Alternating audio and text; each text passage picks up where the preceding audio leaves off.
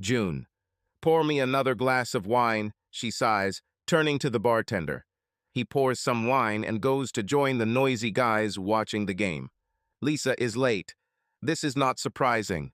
What was especially annoying today was that June wanted to go home, take a long, hot bath, and relax until she turned into one big, wrinkled plum. Her master's studies are not going at all as she imagined.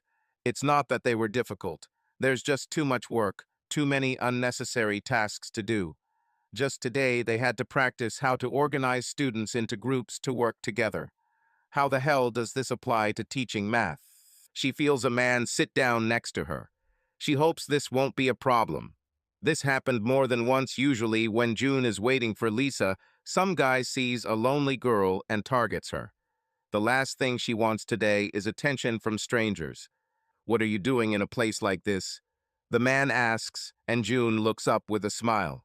Mr. Carver. He laughs, and his blue eyes sparkle under the bar light. How many times have I told you? Call me John. June feels her cheeks turn red. John. How are you? The situation seems so unreal that June decides to play along. It could have been better. Studying sucks. I told you, don't become a math teacher. You inspired me, she replies, as usual, and he laughs, as always. It's their joke. Or rather him. For her, this is true. He periodically tutored her when she came to live with her Aunt Maggie 5 years ago. He would invite her to his home and patiently explain various mathematical processes so that she could come to the right solution. Sometimes June gets distracted. His blonde hair fell carelessly over his forehead, and his sea-colored eyes looked at her so intently that her palms began to sweat, and his voice, so deep and low, and when he spoke quietly, her body seemed to vibrate all the way down to her toes. His strong forearms, with sleeves rolled up, turned pages or pointed out something on her sheet. She traced the veins under the skin with her gaze, looked at the long scar, and dreamed of those arms hugging her. But then June grew up. She accepted that Mr. Carver was just a fantasy. She hid it in that undivided corner that each of us has in the brain and moved on. That doesn't mean she doesn't glance at him anymore when he's mowing the lawn shirtless or playing with the neighborhood kids. I can't believe it, Mr. Carver laughs, bringing her back to reality. I'm a terrible teacher. The bar is gradually emptying. She moves a little closer to him. No, that's not true. If it weren't for you, I wouldn't have done trigonometry. Mr. Carver's emerald eyes linger on hers a little longer than necessary. Perhaps she sounded too sincere. Or maybe it's because she used the word coped in English. It sounded like screwed. One of the meanings is slept. Now the word is stuck in her head, and she's pretty sure even her chest is turning red. Oh God. He smiles and orders another beer. Sometimes I can't believe how much you've matured. You were such a skinny, obnoxious teenager when you moved in with your aunt. This is wrong. It was like that after all. She was then torn from her hometown, where she had friends, although her mother was terrible and constantly dated people with bad tendencies. Maggie was only 28, and June was afraid that she would ruin her life. She thought that Maggie would hate her, that she would be mean to her, that she will exchange one hellish life for another, that Maggie will be like her mother, and she will no longer even have friends to find solace. But gradually, she realized that Maggie was completely different from her sister and turned out to be a better mother than anyone could have been. Then June relaxed and became herself. I wasn't being unpleasant, June repeats, but this time she can't help but chuckle. Mr. Carver smiles and takes a sip of his beer. He's watching the game on the small TV mounted on the wall above them, but she feels him move a little closer to her. Something sparks between them. She feels a tingling sensation in the hand closest to him and a slight chill on the back of her neck. Maybe it's just wine, she thinks, but she knows for sure that it's not. So what brings you here today? Mr. Carver John smiles. Now we both use cliches. June blushes, and he seems to like her embarrassment. I just had to get out. You know how it goes. No, June doesn't know, but she can imagine. Carvers sometimes quarrel. She lives right across the street, and at night she hears them screaming at each other. Then she sees them in the morning, kissing each other languidly before heading to work. She finds it dull. Marriages are not fairy tales, Maggie said once when June mentioned it. But they seem so. But she stopped, because she knew that Maggie had long guessed about her burning love. Today, with wine in her blood and Mr. Carver smiling at her, June feels wild and a little guilty. Her phone vibrates. This is Lisa. He writes that he won't come. June would have been angry if Mr. Carver hadn't been there. "Is this your boyfriend?" he asks jokingly. She puts the phone away and grins. "Maybe. I hope he treats you well." He continues to watch TV, but she feels that he is very aware of her. She tells herself she's going crazy and finishes her glass. And what is he like? Who? She asks, feeling her head get a little foggy. Boy. Oh, I don't have a boyfriend. I was joking. Mr. Carver's eyebrows rise, and he gives her an incredulous look. Why? June laughs. Why is everyone so shocked when a girl says she doesn't have a boyfriend? I don't. Relax, she giggles. You're above suspicion. She approaches him almost closely. This time, they're so close that she can smell his familiar scent and her mouth waters. She can't help herself. Her gaze falls on his lips. The light from the TV then illuminates his wedding ring. Simple gold ring. She recoils and almost knocks over her empty glass. Mr. Carver is breathing heavily. Damn, are you okay? I think it's time for me to go home. I can take you.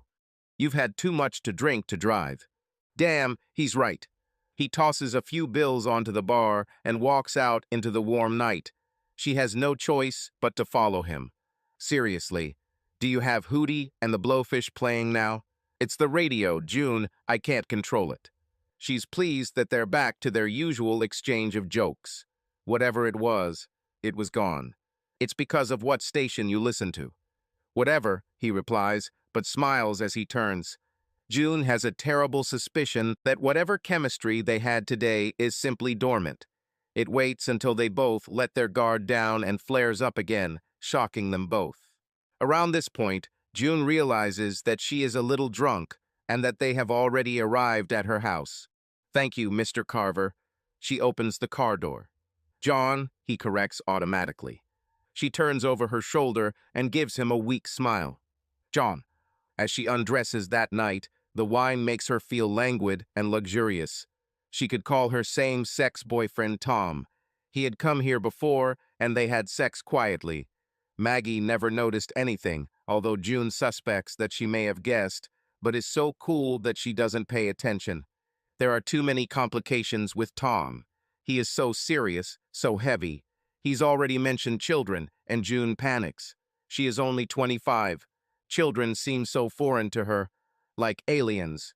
She would be less surprised by an alien appearing in her room than by a child emerging from her body. Her window coincidentally overlooks the Carver house. She watches with interest as the lights go out in each room. The couple goes to bed. June hates Mrs. Carver a little, and it's not just about jealousy, or at least not exactly that. Mrs. Carver may smile and try to play the role of the perfect housewife, but June sees that she is faking it. You can see it in her eyes, behind that perfect smile. June noticed her condescending and impatient tone when she talked to older women on the street. She watched Melissa when she thought no one was watching. At street parties, Melissa would always approach men, laugh too loudly, and touch them too often. There was something about her that June couldn't stand and certainly couldn't trust. Of course, she is also beautiful. Aren't such women always beautiful? Black, luscious hair cascades down her back in perfect waves. Every day she wears a dress usually in shades of red or pink, and the heels she manages to walk in amaze June. But she walks on them, and how she walks. Even the most indifferent person could be hypnotized by her gait. Her hips sway and her strong legs move gracefully with every step, and those heels only accentuate her butt as it dances in the air. This is real art. There must be something good in her if Mr. Carver loves her. Every time June sees him looking at his wife with adoration, it's like she's been stabbed with a knife. But that didn't stop him that night when something happened between them. John, June thinks, crawling under the covers. John. I don't know how to cook these damn casseroles, Melissa screams, throwing the burnt plate across the room. She crashes against the wall and falls into pieces.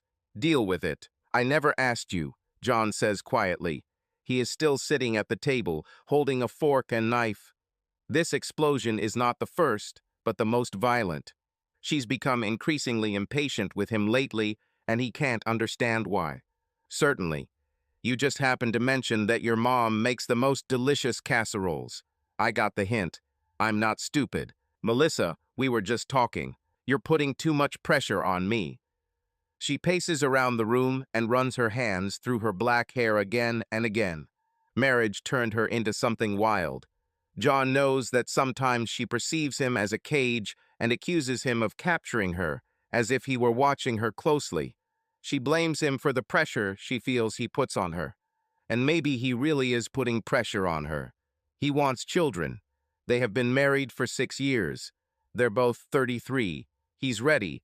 They are quite well off financially, although an extra shift at the veterinary clinic, where Melissa works part-time, would be nice, and it would bring joy to both families.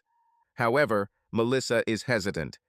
Every time he starts talking about children, her face changes, and he gets the terrible feeling that their marriage is turning into more of a nightmare than a fairy tale. The beer in his hand has become warm, but he is too lazy to go for a colder one. He downs the rest in one gulp and places the jar on the coffee table, deliberately missing the stand so as to leave the ring on the surface. He loves how this irritates Melissa. As if according to the script, Melissa comes out into the living room at that very moment. Her eyes immediately narrow when she notices the empty can of beer ruining the coffee table she bought with his money. This time she doesn't say anything. She is dressed beautifully in a floral dress, with lots of gold jewelry hanging from her neck, ears, and wrists. I wish you wouldn't leave today, he sighs. Melissa sits down on the couch next to him and puts on her killer stilettos. We'll just spend a couple of hours at Carrie's and have a few drinks. 3 hours, no more. And that's why you dress like that. He doesn't want to sound like one of those husbands, but he can't help himself. She was truly dressed inappropriately, and combined with her behavior, the question just flew out of his mouth. Her eyes narrow, and he immediately regrets asking. God, John, can you just leave me alone for once? Sorry, I didn't think that visiting Carrie, where she's full of her damn cats, equated to a night on the town. She laughs to herself and touches his head. He presses himself against her hand, but she is already standing up and smoothing out her dress. He hates that she's so damn beautiful and so damn mean at times. Her hair has several sparkly crown-like pins in it, and her eyes appear even darker due to all the makeup. Are you going to meet your lover? He grins and grabs it. She pulls her hand away, her cheeks turning red and her eyes flashing with anger. Very funny. It was a joke. Imagine if I said that to you. Mel, You'd be furious. You would be unbearable. She sighs heavily. Are you going to call June and sleep with her, John? John's eyes widened. God, Melissa. He doesn't understand why she started talking about June. Does she know about that night at the bar? After all, nothing happened then. Not for real. I see the way you look at her, and believe me, she adores you. He tries not to notice the strange feeling in his chest and shakes his head. I only need you. Melissa still looks a little angry, but there's a faint smile on her lips. He takes her hand and kisses it. Sorry. The smile on her face widens. She touches him again. Forgive me too. You're right, I behaved unfairly. She throws the bag over her shoulder. We'll discuss this when I get back. But she doesn't come back. A few hours later, when he's nearly out of his mind with worry, she texts him saying she's had too much to drink and is staying at Carrie's for the night. The bed is empty and cold. He longs for a warm body next to him. He is burning with desire and feels so alone that he even finds it funny. He adjusts his pillow and forces himself to sleep. The next day, John grabs a beer and sits on the porch, as he does almost every day. He needs fresh air. He also enjoys watching his neighbors, especially June Silva. He's not proud of it. Not proud at all. When he was her tutor, he never thought about her romantically, but when she grew up, became an adult, she played with friends in the front yard, hosing each other with water. The girls screamed, cursed, and splashed at each other. Just girls. At first it amused him, but then he was suddenly struck by a flash as June ran after Betty, her dog. Betty broke free and ran into his yard, shaking water from her fur. June ran after her in a simple pink top and white shorts. He would even prefer it if she wore a swimsuit. "Sorry, Mr. Carver," she said cheerfully, as she had done more than once. But for some reason, this time he was struck by her smile. She tried to catch her dog, and he was hypnotized by the sight of her. It was only when she had already grabbed Betty by the collar and was back on the road that he jumped up to help. "Sorry again," she said. "It's okay," he shouted too loudly. She returned to her lawn, laughing and whispering something to her friends. Years have passed. She entered the local university. He saw different guys take her. He was worried that she would get lost somewhere in life, get pregnant, or get married early. Not that there was anything wrong with that, but she seemed to him like someone who wanted to travel and experience everything at once. Now he remembers that summer day. He's ashamed and knows Melissa would be crushed if she found out about his fantasies. But that's all they are, fantasies. Today he notices June walking up the hill at the end of the road. She wears a flowing yellow dress, her hair down, despite the stifling heat. June walks Betty almost every day since Maggie is pregnant. She got married a few years after June moved in with her. June talks to the dog like a person, and it always makes him smile when he hears them. "Betty, you know you shouldn't pee on Carl's beautiful grass. If he catches you again, he'll call Aunt Maggie, and she won't buy you treats." She scratches the dog's ears. "You love treats, don't you? Will you be good next time?" She looks up and notices John watching her. Her steps become uncertain. "Hello, June." "Hello, Betty." The sun begins to set, and its rays illuminate June's hair, making it golden and bright. She approaches him, a shy smile on her face. She knows that he caught her talking to the dog. Or maybe she's embarrassed about that night. "Hello, Mr. Carver." "God," he moans playfully. "Call me John. How many times must I repeat?" "John," she says quietly, her lips slowly parting to release the sound. Her smile is a little shy, which takes him by surprise. Something strange stirred in his chest.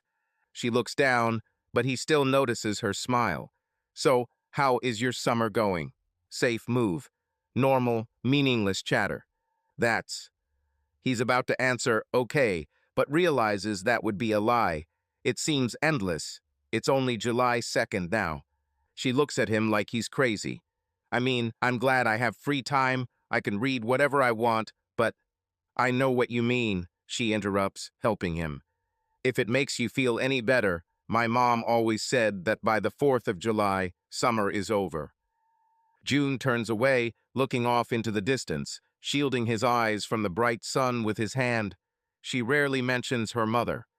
In a sense, she was right. After this day, it seems that summer flies by unnoticed. You'll see, stores will already start displaying school supplies. Before you know it, you'll find yourself back in a stuffy classroom, teaching math and missing summer. Then she looks at him again, and he can't help but smile. "You're a bit of a pessimist, did you know?" Her smile softens, and he notices that she is a little embarrassed.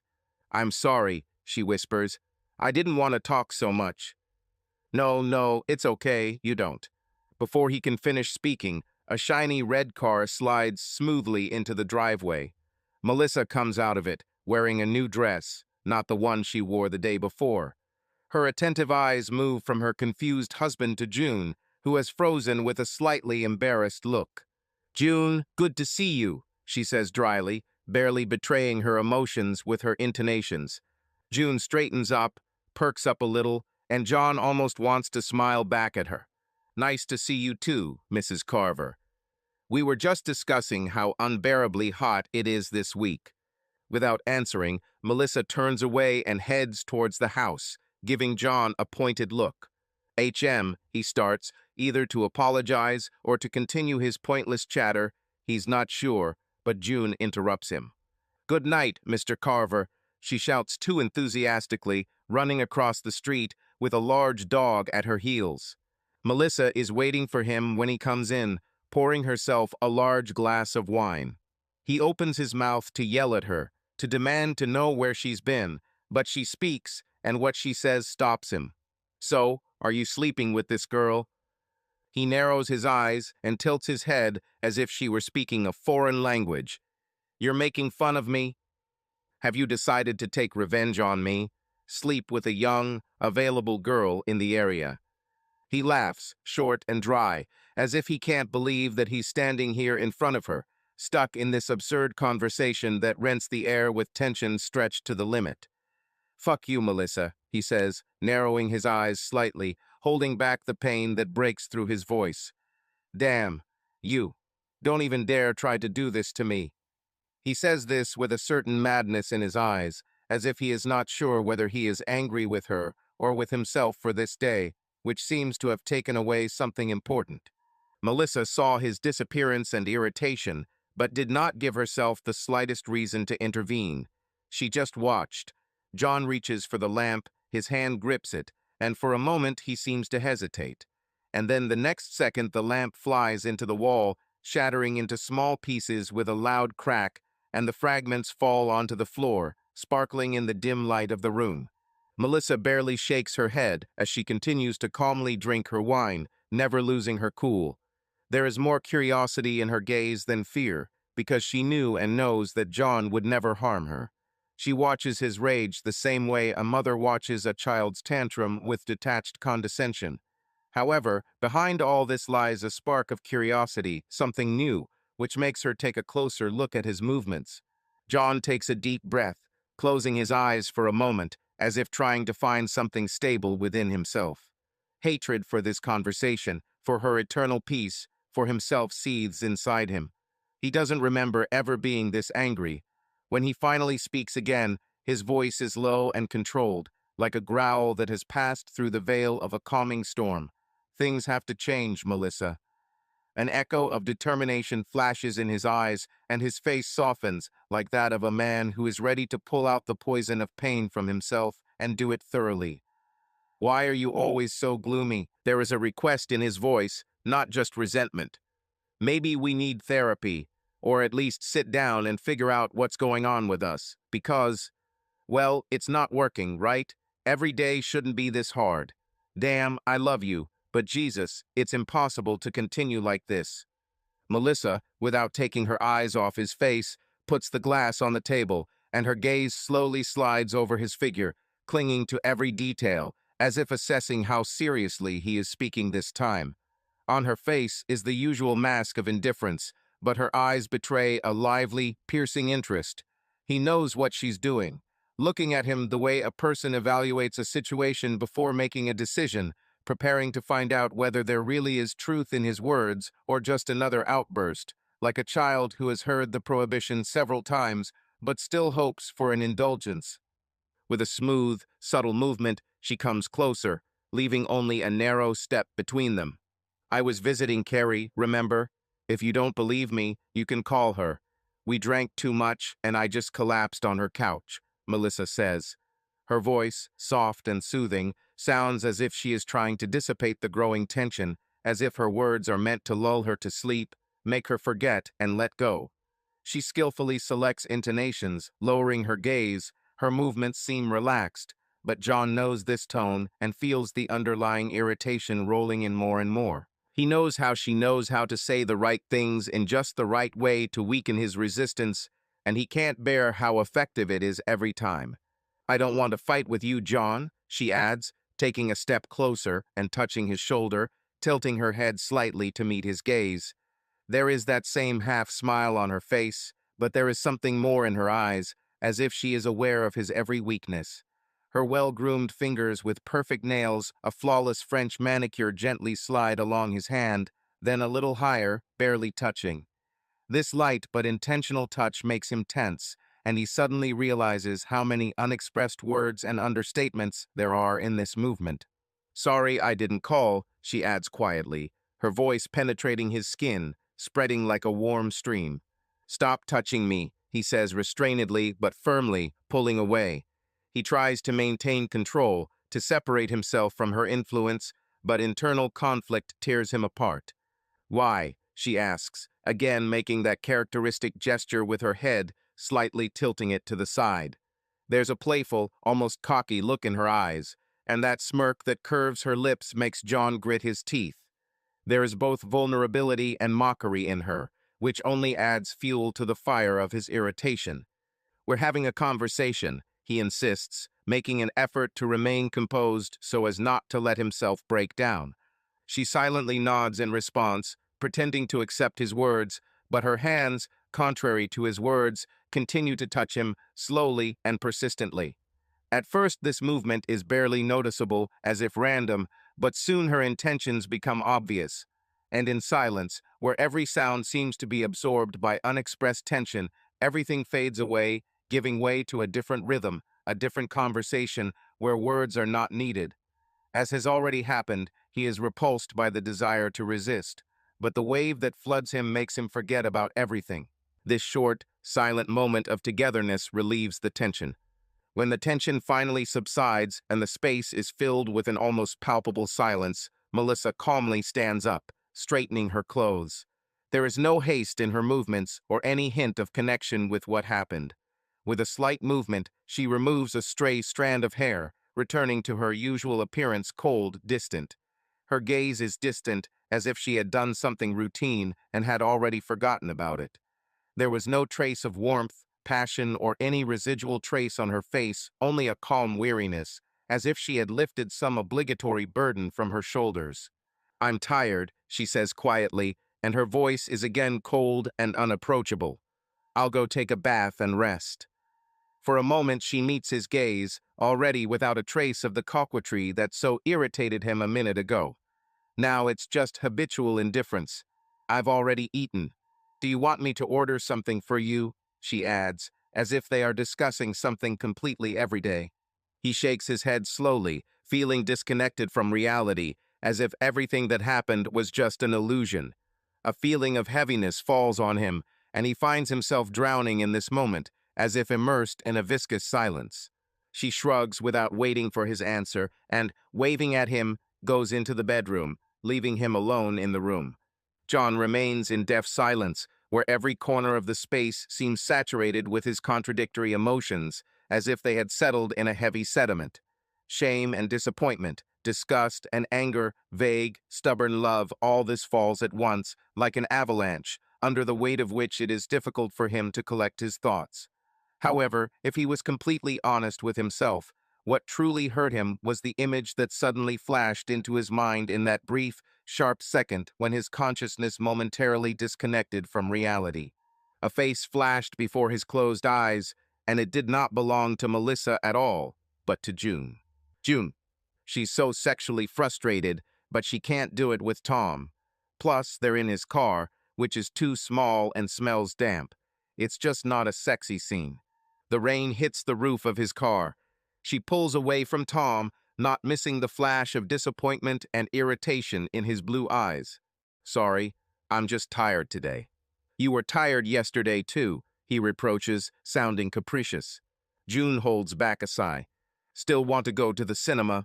he asks, looking out into the dark and rainy movie theater parking lot. "Certainly." They watch a bad movie in complete silence in the small corner they have chosen. There are not many people in the hall. June notices a couple almost having sex a few rows ahead. If Tom hadn't been so annoyed, June would have pointed them out. He would probably think that this was a hint that she wanted to do the same, and then she would have to refuse him again, which would lead to even more conflict. Therefore, she remains silent, occasionally glancing at this couple and envying their passion. When the movie ends and the lights turn on, June sees that Tom is still angry. She's a little sorry, it really has been a long time, but she's not in the mood at all. With her head down, she follows Tom down the steps into the aisle when she runs into her. Melissa Carver is wearing a dress. More precisely, the dress is somehow hanging on her that would be more correct to put it. It's not fastened properly. Her hair is disheveled and her makeup is smeared all over her face. June doesn't recognize the man standing next to Mrs. Carver, who is tucking his shirt into his pants and looking between June and Melissa. He's not even cute. Short, tanned, with a thick mustache, his face is covered in sweat, and he looks like he's been smoking all his life. And more importantly, he looks very worried. "June," Melissa finally says, I didn't expect to see you here." Tom doesn't quite understand what's going on, but he leans closer to listen. "I bet they didn't expect it," June replies softly. She doesn't know where these words come from, but she feels majestic and confident in the face of this chaos of Mrs. Carver. Melissa straightens up and tries to look more collected. "It's not what you think." June wants to hit her. He wants to grab her by the soft hair, tear it out by the roots, gouge out her eyes, and tear out her tongue. Fury flares up in her head, and her hand clenched into a fist. What she wouldn't give to punch Melissa in her arrogant face. Because it's arrogance. Melissa is surprised, but she is confident that she will get out of this situation. Now she is polite and calm, and June is literally shaking with anger. Tom takes June's hand. "June, we have to go." "It was nice to see you, Mrs. Carver," she manages with difficulty. She feels Melissa's eyes on her until they leave the theater. Back in the car, Tom turns to her. "What the hell was that?" "This is my neighbor. She is cheating on her husband." Tom snorts. "Oh, God, I thought this was something really serious." June looks at him angrily. "This is serious." Tom nods. "Yes, but this doesn't concern you, so there's nothing to worry about." "This concerns me." Tom turns in her direction. "What are you even talking about? I can't just ignore it." Tom rolls his eyes. "It's none of your business. If he himself does not know, then he is a fool. Saturday night. Where else do you think she could be?" June doesn't want to admit that Tom is partly right. "Just take me home." He turns on the ignition, shaking his head. On the way, they are silent. She knows he's angry. She feels this tense atmosphere between them as they drive down her street. She reaches for the doorknob, and Tom stops her by touching her arm. "Should I even text you later?" "No, not worth it." She suddenly pulls her hand away, jumps out of the car, and slams the door. He drives off with a squeal before she can think of an offensive nickname to call him. "Quarrel with your lover?" Someone's voice is heard. She is so angry that it takes her brain a few seconds to realize where she is and who is talking to her. John Carver stands at the edge of his yard with his arms crossed and a smile on his face. Oh God, she's always been a bad liar. It's even hard for her to hide the truth. She swallows and takes a deep breath. "We are not lovers," she manages to squeeze out. "He's an idiot. Most of us are like that, dear." This affectionate address is just a small thing, nothing special. But it awakens something in her, and she suddenly finds herself crossing the street to him when she probably should have stayed away from him. "I agree with this statement," she says, hinting at him, and he seems to understand this. He studies her carefully. "Is everything okay, June?" She examines his gold wedding ring. What a farce this is. She opens her mouth to confess, but can't find the words. "Yes, sorry," she finally says. Her gaze is directed to the side. She cannot look into his eyes. "Good night, Mr. Carver." Aunt Maggie sits at the kitchen table as June tells her what she saw last night. Maggie is motionless and barely blinks. When June finishes, Aunt shakes her head and looks through the blinds towards the Carver house. "I can't say I'm surprised." June tries to look at the house. "Do you think he knows?" Maggie looks at her. "I have no idea." "Should I tell him?" Maggie takes a deep breath. "I never know what to do in these situations." Sam comes into the kitchen. They've been married for just over 2 years, and June is still surprised when he walks into the room. "What's happened?" "June caught Melissa Carver with another man." Sam pours himself a glass of water and looks at June. He looks serious, which is always surprising when you find out that he has a great sense of humor. "Is it true? And what did they do?" "Sam, that's not the point," Maggie says with a smile. That's exactly the main thing. If they were playing checkers, You wouldn't be whispering like that here. So what did they do? You caught them at some point, and they... I saw them kissing, June interrupts. At the cinema. There might have been more than just kissing, though. Probably a lot more, judging by his sweaty and panting appearance. Both make dissatisfied faces. Sam puts down his glass and whistles in disbelief. Wow, I would never have thought that she was capable of such a thing.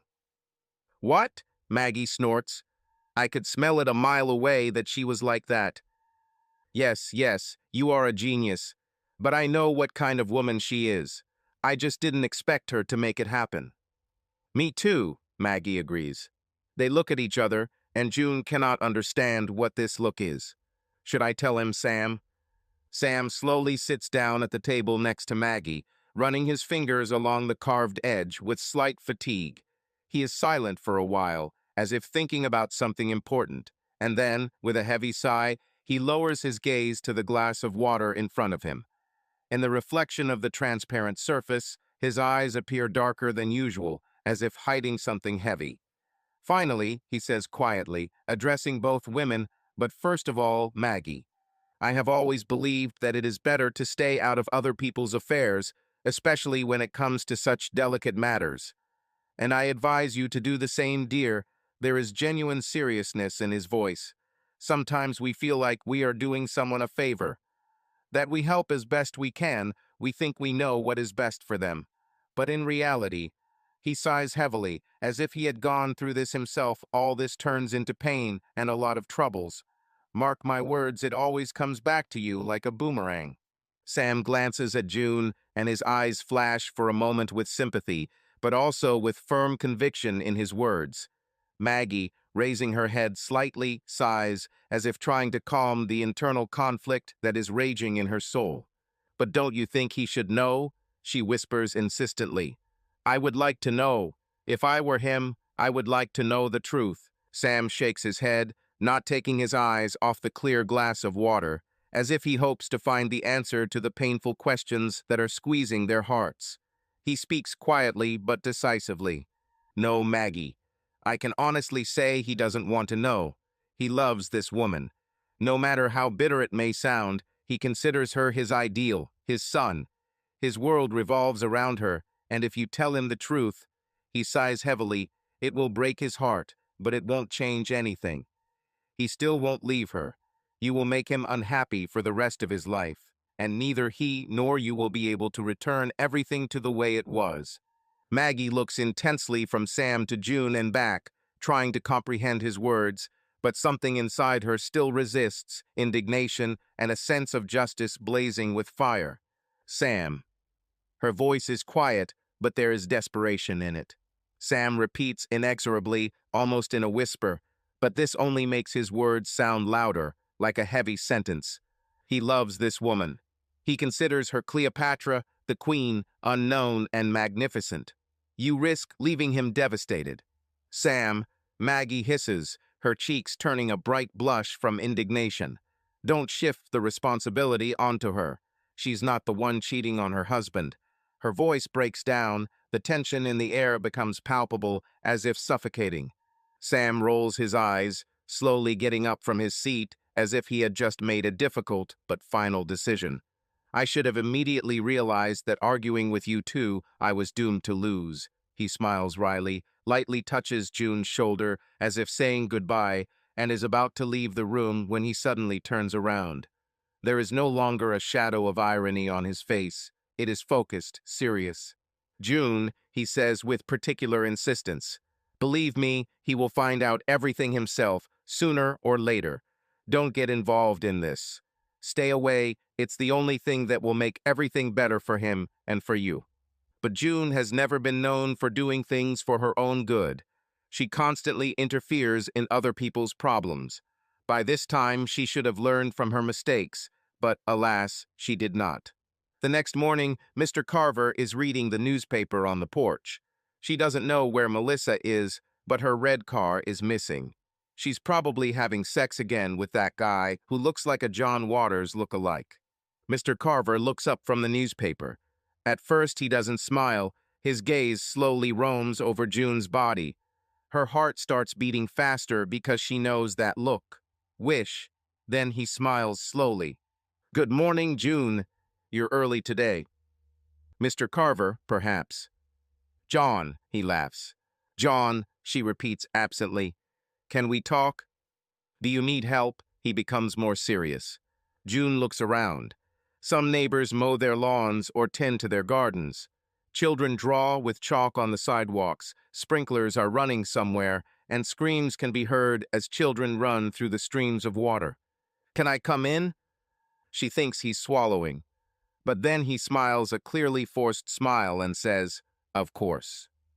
She follows him into a house that has clearly been furnished by Melissa. Everything is in red and gold tones, decorated pompously with excesses.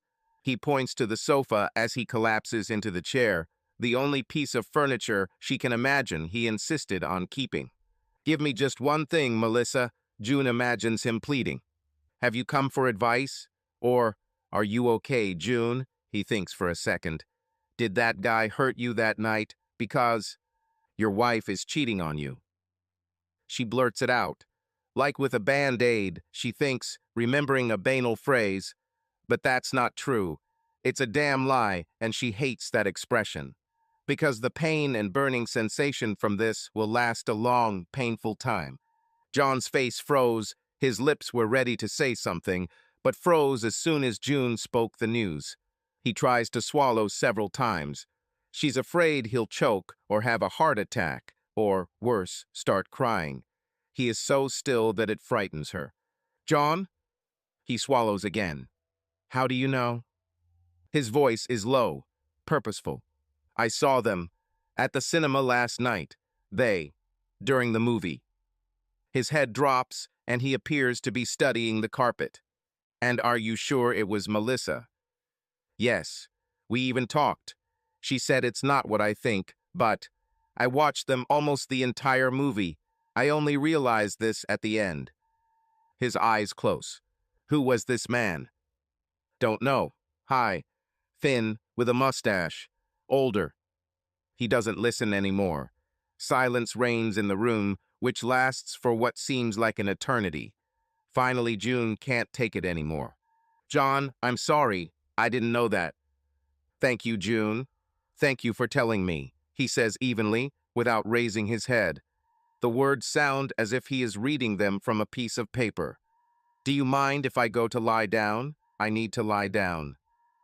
No, of course I don't mind. She stands up and is almost at the door when she turns around and sees John in the same position. Mr. Bither John, you won't do anything to yourself, right? I mean, are you okay? He looks up as if he has forgotten where he is and what he is doing. His eyes can't focus on her. They run around the room as if the answer to what happened lies nearby somewhere. No, I mean yes, I'm fine. Don't worry about me. Thank you. June slowly walks away, hoping that he will call her back. John, are there words to explain how he feels now? If such words exist, he does not know them. He loved Melissa for many years, and they went through a lot together. They loved each other, kissed, cried, supported each other. They celebrated Christmas and birthdays. They lived their lives together. He would like to know what to do next. Call a friend? They won't understand. They will offer sympathy. Maybe they'll even feel it. But this is too humiliating. Poor fellow, they will think. What a fool, someone else will say. He can't stand it. He doesn't want to talk about it. Call her father, who never loved Melissa, and say, here's your proof. Should I cry? Fall to pieces. He is sitting in a chair. He can still smell June's perfume. If someone else had told him this, he might not have believed it. You're wrong, he would laugh. It couldn't be her. Ha ha. Get your eyes checked, buddy. But June, he believes June. Melissa comes in a few hours later, her sunglasses pushed up on her head. She glances at him, notices his depressed posture. What's wrong with you? He could do a lot of things now. Ask her directly. Play a game with her until he gets some semblance of the truth out of her. If he were a different person, maybe he would have hit her. He doesn't know which option to choose. They are all tempting. so he just goes straight ahead. Who is he? She is holding a bag of groceries and milk in her hands. She glances at him and continues to lay out the groceries. Who do you mean? The man you're having sex with. Her back is to him. She takes a deep breath and exhales slowly. Then she turns around and slowly approaches him, as graceful as a cat. He knows this scenario and stands with his arms crossed over his chest. How long, Melissa? She stops a few feet away from him. I don't know who or what you're talking about. I know you're sleeping with someone. Why? Because June Silva told you so? Melissa lets out a fragile laugh. She misunderstood. He sighs heavily and throws his head back, looking at the ceiling, or at God, or in search of help from some higher power. Just admit it, Melissa. Please. She approaches him. He meets her gaze, and recognition is already in her eyes. She doesn't have to say it out loud, but she's going to. At least she knows she owes him this. Sorry. All the bones in John's body seem to disappear at this moment. He leans his hand on the wall, putting all his weight into it. John. Why? She freezes. Her fingers nervously finger the necklace. This has always been her sign. Don't know. You should know. You don't start cheating on your husband for no reason. It's not like you just decide one day, oh, today is boring, I'll go have sex with some idiot. Her cheeks flush with anger. Don't yell at me. I want you to get out of my house. John. Get out. Today, I don't care. You have no right to take anything until we get the police involved. If you want, call them right now. I won't give you. John, please. We need to talk. She starts to cry. There were mitigating circumstances. I wasn't myself. This has nothing to do with you. At all. I lost my child. This calms him down and makes him listen. His muscles relax. All the rage leaves him, leaving only confusion and fatigue. What? I didn't want to tell you. I didn't want to upset you. So I kept it to myself, thinking that I could handle it on my own. But it affects you greatly, John. He finally looks up at her, his eyes full of tears. It really affects you. He hugs her, although a little awkwardly. You should have told me. I know, she sobs. I did so many things wrong.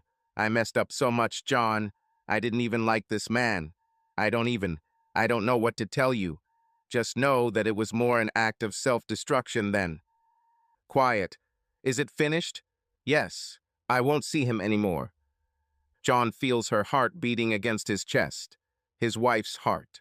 Can we go to a therapist, John? Can we try again? Should you try to forgive me? He kisses her hair. At first, he fell in love with her because of her hair. I will try. John. It's a bright Saturday outside. Bees are buzzing, children are playing, cars are slowly driving by. Everything is perfect. She drives across town to see Tom's new apartment. They still correspond. Perhaps he is her boyfriend. They simply satisfy each other's needs. So far, they are happy with it. It's been a week since June told John that Melissa was cheating on him, but she still lives with him. June sees them outside from time to time. They water the garden and exchange light kisses. One day, June parked at her house and saw Melissa driving into her yard. Their eyes met and Melissa laughed. I swear to God, she laughed. June doesn't know what Melissa did to keep John, and she doesn't want to know anymore. He is pathetic if he does not see that his wife is manipulating him, manipulating everyone around her. She hears someone calling her name. It's John, covered in sweat. He was just running. Hi, he says, breathing heavily. I wanted to talk to you. Is it true? She asks, although this is not a question at all. Something changes between them. John becomes uneasy. It's none of her business at all. She shouldn't be angry with him or judge him. She shouldn't judge him at all. This is his life, his wife, his marriage. Just because she still has a hopeless crush on him, that doesn't mean he should say goodbye to his wife and run off into the sunset with her, although that would be magical. He looks at the floor and shifts from foot to foot. Being an adult is hard, June. I'm an adult too, June reminds him. He looks up at her as if he had forgotten about it. Grown up, grown up. June's eyebrows rise. Adult, adult? What the hell does that mean? He looks a little embarrassed, but continues. I don't know, when you're past the partying stage and you have a mortgage and a lawn that needs watering and, I don't know, responsibility. She rolls her eyes and bites her cheek. He notices this and frowns. Listen, I have to go and... There were extenuating circumstances, June. She couldn't just cheat on me, you know. It was something you wouldn't be able to understand, and I'm sorry if you're confused or even a little mad at me about it. I just feel sorry for you more than anything. He takes a step back. What, sorry? All. Everyone can see who your wife is, except you, and you will have to be with her forever. He begins to breathe harder and rubs his shiny forehead. You didn't.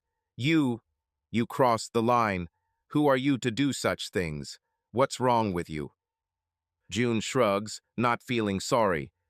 There are probably a lot of things wrong with me, but I would never believe a word this woman said. She lost the baby, if that's important for you to know. He says it, and then looks around as if he didn't mean to say it. June shakes his head. John, I saw her. Yeah, people act differently when they lose something, you know, and... John, she didn't look like she was going through any kind of loss, and she keeps sending me these smiles, these smug smirks that... Ugh. June falls silent, realizing that there is no point in continuing. Maggie and Sam were right. Nothing good comes from sticking your nose into someone else's business. You know what? Forget I said anything, okay? I wish you both all the best. I hope she stays away from that tall, tan guy with the mustache.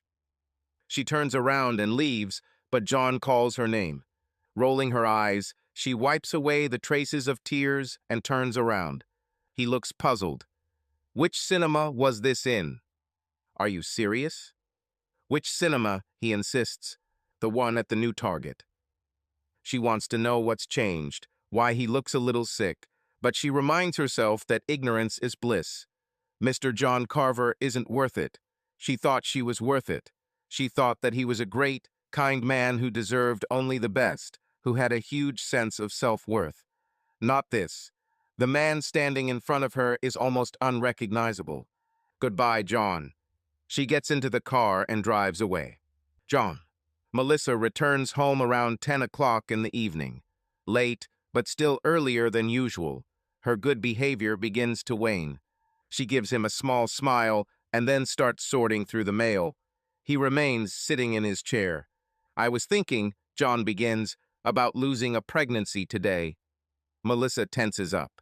Did you go to the doctor to find out you were pregnant and then lost the baby, or was it a home test? Or what? She slowly turns around. Who cares? He shrugs. Are you questioning me about this now? I'm just curious. Did you go to the doctor after that? This is alarming. I wouldn't want anything to happen to you. Her eyes narrow. I think you're saying that sarcastically. He doesn't say anything to deny it. How can you be so cruel to me now? What about the therapist? Did you call him? Oh my God, John, you can call a therapist yourself just like I did. Yes, but you said that you would arrange everything yourself.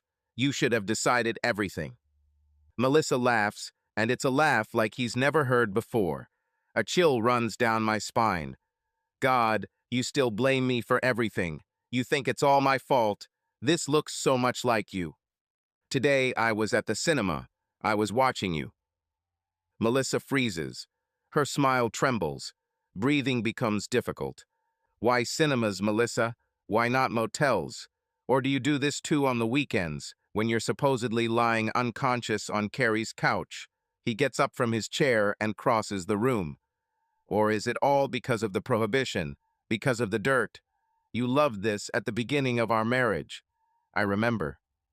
What do you want me to say? Melissa asks quietly, her voice sounding weak, defenseless. Nothing, he sighs. Nothing. There is absolutely nothing you can say. Go upstairs and pack your bag. Get yourself a lawyer. Maybe your veterinarian can help you. That tan, tall guy. Her eyes fill with tears, and she stares at him. Tall and tanned. I know what Ray looks like. This is his description. Oh, despite everything, Melissa smiles. So this is from June. It has nothing to do with her. Pack your things and get out. She takes her bag, throws a shawl over her shoulders, and throws him a tired smile. I'm sorry. John shakes his head again and again. No, you're not sorry. You're a sociopath. You don't even understand what this word means. She shrugs. I tell you what you want to hear. Do you want me to just leave? Yes, I just said it. He turns away from her because he feels like he's going to throw up on the Persian rug she so wanted. Get out of my sight, you piece of shit. I can do this for you. Melissa goes upstairs and does something there. Comes down with a bag. She's about to leave without saying another word, but there's one more question he has to ask. He won't get an honest answer, of course, but he needs to know. Were you even pregnant? Melissa's heels stop clicking. She leans against the front door and stares at him for what seems like an eternity. The light illuminates her eyes as they study his face. He sees her weighing her options and realizes that, no matter what she said now, she was never pregnant. You should be disgusted with yourself. But she doesn't look disgusted. And just so you know, I absolutely intend to tell Ray's wife about you too. Who do you think he will choose? An heiress or a woman of easy virtue? For the first time in all their quarrels, for the first time Melissa turns pale. You won't tell her.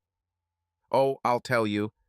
John feels a grim satisfaction when he sees her nervously fingering her necklace. Why not? Don't you think she should know? He still plans to tell her once things settle down with the divorce. Because she really should know. He had seen her before. She is very beautiful and kind. She deserves better. Are you planning to blackmail me? John shrugs and walks over to one of the coffee tables. On this table sits a vintage antique elephant figurine that Melissa adored. He takes it and examines it carefully. I always hated that thing, he says before throwing it to the floor. The figurine is broken into pieces, and it is no longer possible to restore it. Melissa swallows. Her eyes widened. What do you want from me? I want what I deserve. I want everything I ask for in a divorce. Otherwise, I'll tell Ray's wife everything. I'll tell your friends everything. All. Maybe I don't care, she says, showing her fake challenge. He always admired that about her. Now it seems pathetic. Everything will come out anyway. Yes, but it could come out according to my script, or it could just come out. Do you understand the difference, Melissa? A few nights later, John sits outside with a beer and thinks about how things got so bad. The beer is warm, but he doesn't have the strength to get up and get a new one. Warm will do. He feels so depressed that anything will do. June stops her car and crosses the street. He rolls his eyes. He doesn't want to meet her disapproving gaze. He would like to come up to her and say, "Here, I did it. Are you happy now, Miss Curious?" But he's not in the mood to talk to anyone, and that would be too childish. He's not even sure if he should be angry with her. The situation was confusing. But June approaches him. He lowers his head and finally sees her neat legs in pale pink ballet shoes. Slowly, his gaze goes up to her hips, slender waist, breasts. I saw Mrs. Carver move out the other day. I feel terrible about the way I spoke to you. How I treated you. I had no right to do this, John. I'm sorry. Without thinking, John stands up and hugs her tightly. He feels like he's squeezing her because she screams quietly, so he loosens the hug a little. But he can't let go. And when he finally lets her go, he kisses her. This shocks both of them. This was not planned. John doesn't have time to think, to ask himself what the hell he's doing. She's so young. She deserves better. But he doesn't care. June breaks away from him. Her eyes are burning. She covers them with her hand and looks around. John also realizes that they just kissed on his lawn, under the porch light. There is almost no one on the street, thank God it is night and already quite late. There is almost no one on the street, except, perhaps, random passers-by with dogs. John takes her hand and pulls her closer to him, intending to lead her into the house. "No," June whispers, "not to the house. This seems too hasty." John nods in agreement. She's right. Of course you're right. Melissa's things are still in the house. But he wants her so much. She looks so young and beautiful in the moonlight. Her hair is down, there's a little gloss on her lips. He almost starts kissing her again, but she pulls away with a smile. She notices something and frowns. She lifts his left hand and removes his wedding ring. "With them. Throw it over your shoulder. It wards off bad luck." June snorts, and it's an adorable sound. "You could sell it." "Throw it over your shoulder," he repeats with a laugh, and she does just that. He takes her to the side of the house. They have sex. Melissa. No one would call Melissa stupid, although she is sure many people think so. She is actually very smart. She just prefers to hide it. To do what she does, you have to be smart. Size up a room and find someone who will benefit her, smiling and charming those around her at the same time. Playing dumb helps, especially if you are a woman. She never suffered defeat. But this time she completely ruined everything. Fully. She could have pressed John to let her stay and work on their relationship when he'd outed her, but the smoldering rage in his eyes let her know he needed time. Luckily, one of her friends allowed her to stay with her for a few days. Melissa hopes things will have calmed down by then, but she's not sure. Despite the stress, she plunges into a bubble bath and begins to reflect. She usually knows exactly what will happen. She's kind of psychic in that regard. She should be making money from this. It's easy for her to look into a person's face and see everything, understand everything. But now, she sighs heavily and throws her head back, lost in her thoughts. When she married John, it was a given. He didn't make a lot of money, but he idolized her. He was willing to do anything for her, let her get away with anything, and that suited her just fine. For a while. At first, she was a good girl. John was a wonderful lover, and she was too busy organizing the house and working at the veterinary clinic to even think about anything bad. Moreover, she was not out of the house often enough to lure potential lovers. Ray, the veterinarian, had never really interested her. He was tall and too thin and much older. But some of the other assistants giggled as he walked by, and Melissa heard them say he was oddly attractive. "Sexually ugly," one girl giggled. They also said that he was richer than he seemed at first glance. So one day she paid attention to him, watched his movements, and studied his habits. She was amazed that he earned so much money, had such a beautiful wife, drove such a luxurious car, and yet was so modest. He didn't walk around with his nose in the air. His voice was never louder than necessary, and he did not seek the approval of those around him so that everyone would admire him. She noticed that his arms and forearms were surprisingly strong as he held his patients for examination. She noted to herself how he walked, how he smiled at animal owners, and even how he signed documents. There was a peculiar sophistication about him, she finally decided. He was attractive in a weird way, and she liked that. Lust arose in my stomach, and the desire to be rich and surrounded by care began to boil in my chest. Melissa's plan was to oust the current Mrs. Griffin. She decided to exchange her husband for a better model. She would have more money, an easier life, and the opportunity to escape her typical neighborhood. John would get through this, she told herself. He's a good guy. Some poor girl will meet him and decide to mend his broken heart. Some girls simply adore these guys. The first step was to get Ray's attention. The only problem was that Melissa didn't know how he would react to cheating. She didn't want to offend him by being too persistent. It is amazing who gives in to temptation and who remains faithful when faced with temptation. Melissa is the epitome of temptation, or so her ex-boyfriend said years ago. She loves the idea of being something that men simply cannot resist. Refusal is a new thing for her. Breasts, butt, legs, and hair, she is made up of separate parts of a woman, but she has never been a whole person, and this has never bothered her. Since every man is different, Melissa must decide which attribute to use first each time she needs something from a man. Ray's intelligence told her that she would have to demonstrate her intelligence to win him over. It took longer than she expected. He responded to her flirting with polite smiles, tactfully refused her offers to drink. I tried to stay away from her at work. But Melissa knew that he would break sooner or later. He also watched her. His eyes studied her body, following her as she did her work. Their conversations became deeper and deeper. He began inviting her to dinner. She stayed later than expected so they could continue their conversation. She knew he was impressed by her words. He didn't expect her to have brains. She bided her time, waiting for him to make the first move. And it all started as it usually does, completely suddenly. Melissa was working the evening shift, and another assistant called in sick and went home. Only the secretary remained in the office. Ray and Melissa were left alone and with virtually no work. As closing time approached, their eyes met and everything was decided. She has sex with him in movie theaters because it turns him on.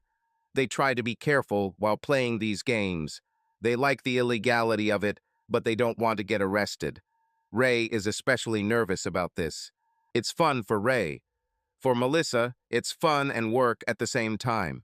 She has to make an effort to make him desire her passionately. She knows that he is attached to her.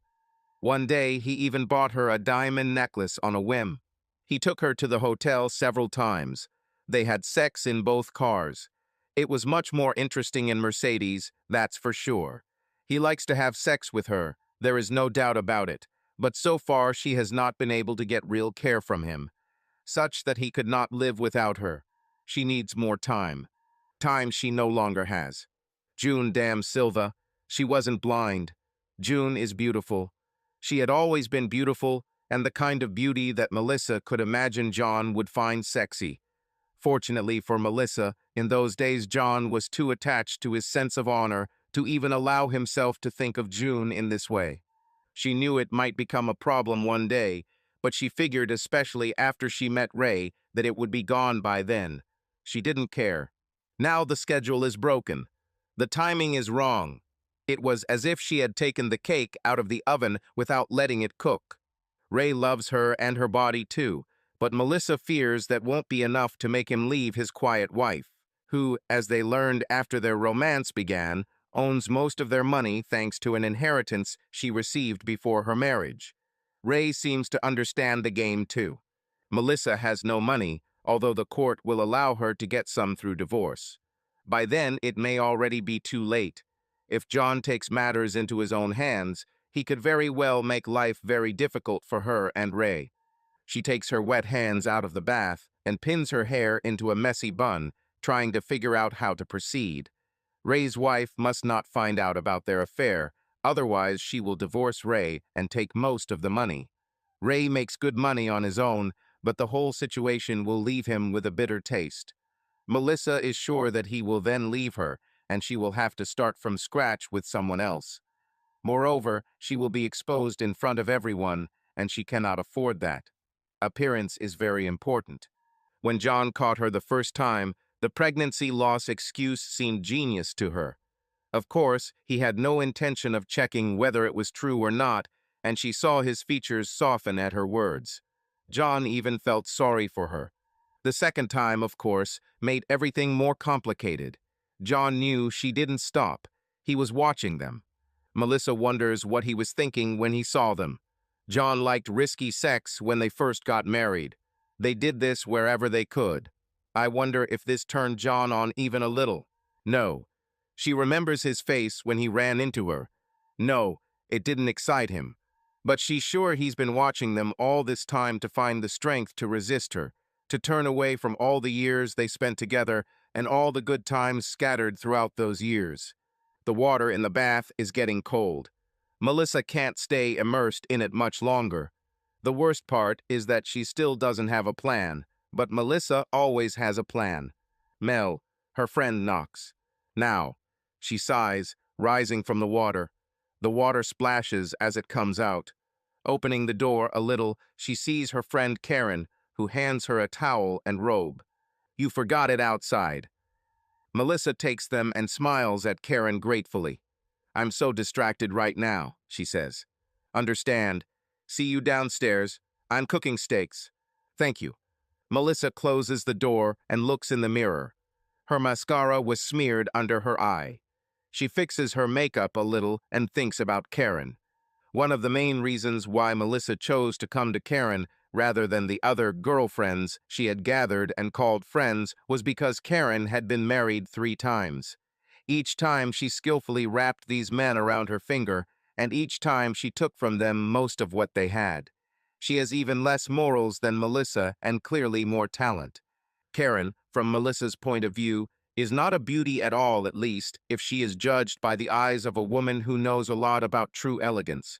Karen is short, with a surprisingly toned figure that Melissa suspects has been sculpted by many hours in the gym. She has a strong, flexible body that seems to be devoid of an extra gram or the slightest hint of flabby. For her, training is like a ritual, an integral part of life, but God knows that she doesn't need to work at all. Apparently, her means allow her to enjoy quiet idleness without burdening herself with financial worries. Karen's face always looks distinctly well-groomed. She is partial to bright lipsticks, which love to shine on her lips with juicy shades of berries or ruby, giving her the look of a confident woman. Subtle shadows on the lids are also her favorite touch. They add softness to the look, smoothing out what would otherwise seem overly cold or indifferent. A softened tan covers her skin with a golden tone, the result of hours spent in the generous sun near her own pool, where she drinks something light almost every day, watching the bright rays play in the clear water. Her hair, blonde and well-groomed, is cut into a neat bob that barely touches her shoulders, creating a look that many consider stylish, if rather simple. Melissa sees this as something ordinary. There was not a shadow of that sophistication in Karen that would attract her gaze. And yet, there are men who like this simple and seemingly ordinary attractiveness. Perhaps they find in it something homely, cozy, as if understandable at first sight. They are impressed by the image of the girl next door, which Karen knows how to skillfully maintain. But Melissa knows in herself that such men are doomed if they fall into Karen's orbit. Being in her company, they lose their heads and unwittingly find themselves captive of her simple but reliable feminine tricks. One day, Melissa asked her if she loved any of these men, even a little. Karen told her not to be sentimental. She said men had been taking advantage of her most of her life. At some point, she decided to use them in response, and she succeeded in this. She doesn't need love. So now that Melissa needs help from the best, Karen is the obvious choice, and Karen is ready to offer it. John had annoyed Karen from the very first time they met. She was irritated by his blissful naivety. She hates innocence and all-consuming kindness, as she told Melissa when she first called her, and told her she was having an affair with the veterinarian. Karen was glad that John would suffer. "People are boring unless they've been through a little suffering," she said. "Maybe it will do him good." Melissa has no opinion on this matter. She just likes sex and power. Ray can give her both, at least for now. She doesn't want to hurt John, but she doesn't care if she does. She has already hurt him and doesn't feel much regret about it. She's more concerned about what it means for her. Her phone rang, and she rushed to it. It was Ray. She had written to him earlier when John kicked her out. "Hello. What's happened? How did he know?" Ray's voice was sharp and focused. "Was that the girl from the cinema?" "Yes." "Crap." He was silent for a minute, thinking. She heard him take a drag from his cigarette. "Is he going to get a divorce?" "Yes, he said so." Men often change their minds. He took a deep breath and asked the question Melissa knew he wanted to ask all along. "Will he tell anyone?" She made him wait a little. Not convinced. "Damn it. A few more puffs.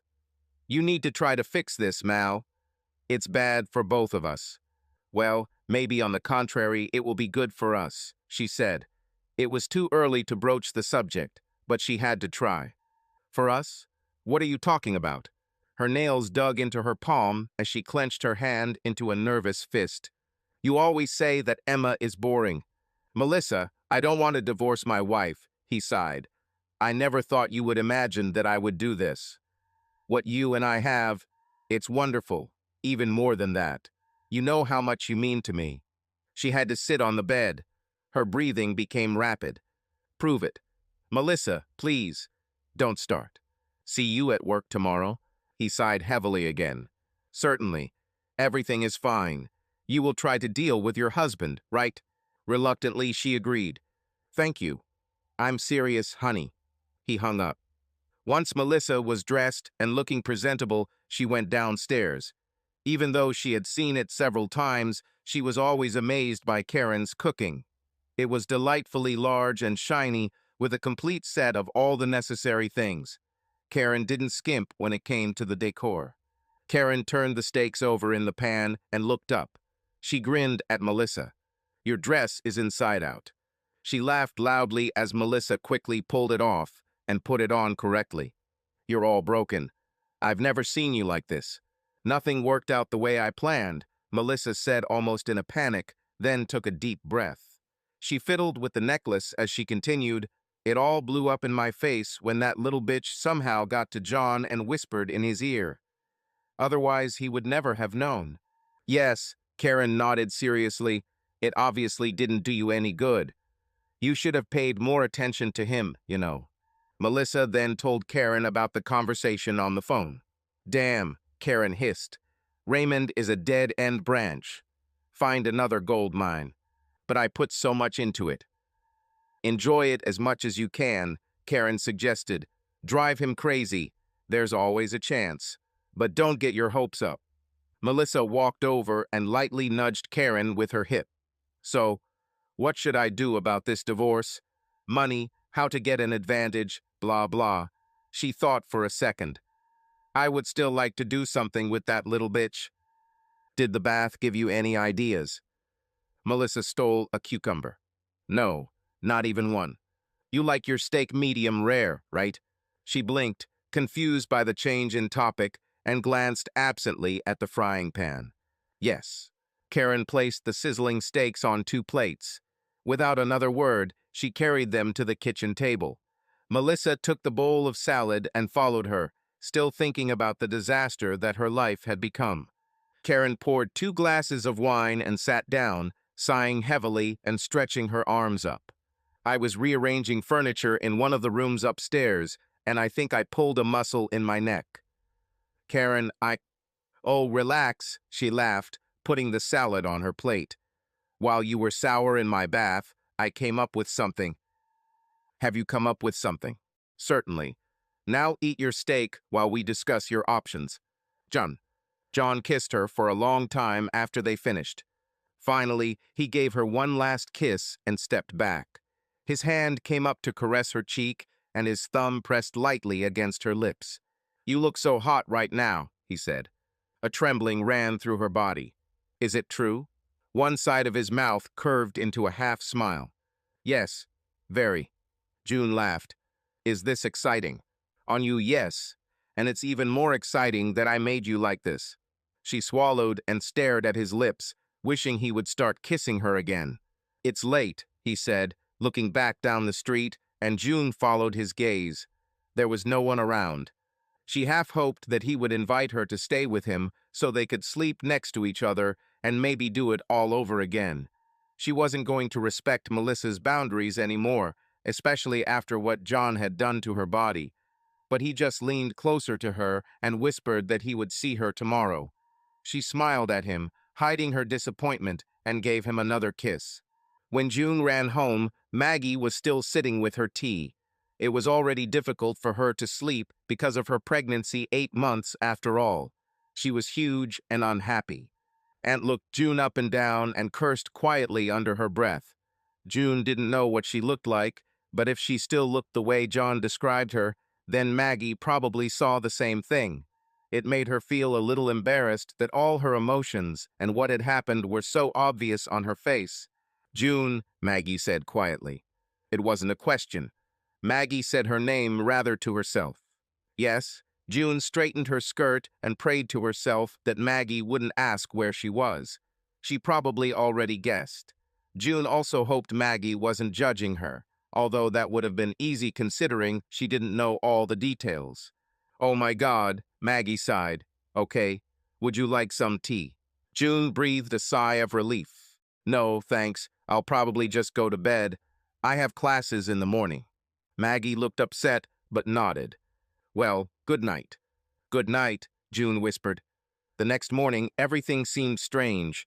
She realized one of her most exciting and seemingly unattainable fantasies. June squealed softly into her pillow like an infantile girl, and no matter what she did, she couldn't get rid of her huge smile. In all her dreams, being with John was amazing, but the reality turned out to be much better. June used to imagine that they would make love. She never thought it would be like this, and I certainly didn't expect this to happen near his house. She had classes she was supposed to go to, but she wanted to skip them. She was overwhelmed with pleasure from which she did not want to come down. Maggie knocked on her door. June? June hesitated whether to answer, but Maggie would probably have come in anyway. "Yes. Do you have classes? You'll be late." Maggie had only done this a few times before.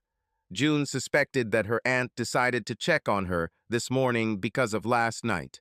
"I'm thinking about taking a walk." Silence. A few seconds later, Maggie knocked on the door again. "Can I come in?" "Oh," June sighed. "Yes." Maggie opened the door and closed it behind her. She sat down on the edge of the bed, looking extremely uncomfortable. June felt that part of this discomfort was because of what she was about to say. "I love you. I love you like my child. You know it." "Of course I know." June sat up and pulled her knees to her chest. "What happened, Maggie? I'm going to make an educated guess that you didn't come back looking so disheveled and brooding last night after spending time with Tom." Her eyes finally met June's, right? June didn't like it. It seemed to her that she was already too old for moralizing. She narrowed her eyes and tossed her hair over her shoulder. "Sorry, but I don't think it's any of your business." Maggie ran her hands over her stomach. "I'm practically your mother. I didn't give birth to you, but I tried to raise you in the years that you were with me. I love you, as I already said. I have to try to give you—" "Maggie, you want what's best, but please stop," June interrupted her. Her heart was pounding and her stomach was in knots. She didn't want her aunt to think badly of her, but she didn't want to discuss it with her either. Later, she will call Lisa. Lisa will be delighted. She will simply die of joy. She might also be a little jealous. Lisa always thought John was attractive. June felt like Maggie wanted to throw a bucket of cold water on her with his wisdom, and that was the last thing she wanted right now. "He's married, June," Maggie said quietly, ignoring her request. June did not correct her assumption, and Maggie would still not believe it if she did. "I don't care if she cheats on him." "Is he saying that it's over between them? He loved this woman for many years. This is not a situation you should get yourself into. He can't give you what you need right now, and I feel like he'll break your heart before." "Okay, you said what you wanted," June interrupted defiantly. "Now please leave me alone. I'll skip class if I want. I'll have sex with John if I want. And if you have such a huge damn question about it, I'll find a way to rent an apartment and you won't have to see me anymore." June jumped out of bed, wearing only panties and an old t-shirt. She pulled on her shorts and gave her aunt an angry look. "You're afraid that I'm acting like my mother, aren't you? That I will become just like her. Is it true?" Maggie was crying, and it was breaking June's heart, but she couldn't think clearly. She was too angry and felt too many things at once. Her aunt wiped away her tears and struggled to her feet. When she finally stood up, she shook her head. "I would never kick you out. Such a thought never even occurred to me. And no, I don't think you're becoming like your mother at all." Maggie headed towards the door, but before leaving, she said one last thing. "I don't judge your moral principles, your feelings, or your actions. I don't care what you do. I will always love you. I'm just worried about you. Just try not to lose touch with reality. That's all I wanted to say. John." John woke up with a hangover. He staggered out of bed and popped several ibuprofen tablets into his mouth. It always takes him a while to finally come to his senses, so it was only when he was making coffee that thoughts about Melissa came to mind, and about June. As he sat down at the kitchen table, he was struck by how Melissa fit into every corner of the house. Every trinket, every photo frame. He looked down at his mug, and even it had been bought by his wife. It was a humorous mug with the inscription, "Coffee makes me run to the toilet." She made him laugh every time, and Melissa smiled, knowing that he was giggling because of her. One of their thousands of small, personal jokes. It meant nothing to her. Now he eats breakfast alone. John picks at his English muffin and wonders what Melissa is doing now. Where did she stay? She has many friends, but he wonders what they think about what she did. Perhaps she lied to them. Or maybe she told the truth and they don't care. He always thought several of her friends were arrogant bitches. They were probably cheering her on while she had sex with the vet. Raymond Griffin. John's blood boiled just thinking about him, that tall, skinny bastard. He's so ugly that John doesn't understand why he's attractive, tanned and haggard. The times they met at company parties, when John dropped off something for Melissa at work, he reeked of cigarettes. He can't understand why Ray attracted her. Melissa can't love him. John can't wrap his head around this. So what was it, boredom? Was Ray really that charming? Or was Melissa so cruel that she did it just for fun? It's a sobering and terrifying feeling to realize that she never loved him. Even if she had once felt affection for him, it was all gone now. You don't do that to those you love. And then John remembered June. These thoughts were much more pleasant. She is so sweet and young. She smells of lilies and freshly washed linen, clean, like a blank slate. This gave him hope. Sometimes it was difficult for him to remember that she was not just a glossy fantasy with gloss on her lips. She is a young woman, a complete person, kind. Last night, he wanted to know everything about her. He still wanted it, but during the day things looked different. John felt guilty. He seemed to take advantage of her trust. She came to apologize, and he attacked her. She didn't refuse because she wanted him to, at least he knew that, but that doesn't change the fact that he used her. He was depressed and used her to make himself feel better. He had sex with her outside the house god, right outside the house. But still, it was amazing. He doesn't remember ever experiencing such feelings. He wanted to see her again, wanted her. I wanted to touch her delicate skin, feel the scent of her hair. Stupid, simple things, but it was true. But he didn't have her number, and even if he did, he couldn't shake the feeling of shame. It seemed to him that he had acted disgustingly. He understood that the age difference was not insurmountable, but their lives were at different stages. He was facing divorce. She was preparing for her final exams at university. John took a cup of coffee and walked to the window, looking at her house. With horror and shame, he wondered if Maggie knew. She's a wonderful woman, and they've always gotten along well. Maggie made it clear that she was there, that she wasn't some distant, distracted relative. And perhaps she suspected something sensed their potential attraction to each other and was determined to protect her. Maggie would hate him if she knew. Then John decided that he was deceiving himself. Of course she knows, which means Sam knows too. Will he come to kick his ass? John probably deserves it. Will June herself come? He wanted her to come. He would have pulled her even further into his chaotic world because he was selfish. For so many years he obeyed Melissa. He now felt that he had the right to do whatever he wanted, regardless of the consequences, like a small child. June doesn't deserve to be dragged into this chaos. And yet, John didn't take his eyes off her house. Hoping, afraid, wishing, waiting. A few hours later, his friend Mike called him. John has been avoiding calls since this nightmare began, but he couldn't hide forever. Hello. Hey, where have you been? Anthony said he called you 50 times the other day. John cleared his throat. Melissa and I are done. We're getting a divorce. Mike was silent for a while. Then he said, Sorry, that's tough, dude. Sorry. She cheated on me, John admitted, with her boss. Well, it can't be. I don't believe it. You don't believe it. John chuckled. realizing that almost everyone saw the true face of his wife, except himself. She seemed, well, so loyal and, to hell with her. What's going on with you? Shall we have a drink in the evening? Mike laughed. Yes, we were just about to play basketball. Will you join? Yes, yes, I'll come. When John turned off his phone, he realized that meeting his friends was the last thing he wanted right now. But it was still better than sitting and staring at June's house like a complete lunatic. He met with the guys, and from their facial expressions, he realized that Mike had already told them everything. John didn't mind. In fact, he was even grateful that he was spared the need to repeat his story to each of his friends separately. They played until it got dark. Everyone was sweaty and dirty, but they still decided to check out the bar on the corner. The barmaid turned out to be a pretty girl, and a couple of guys flirted with her. The music playing on the radio was terrible, but quite appropriate for the place. The floor was sticky. It dawned on John that he had not done anything like this for a long time.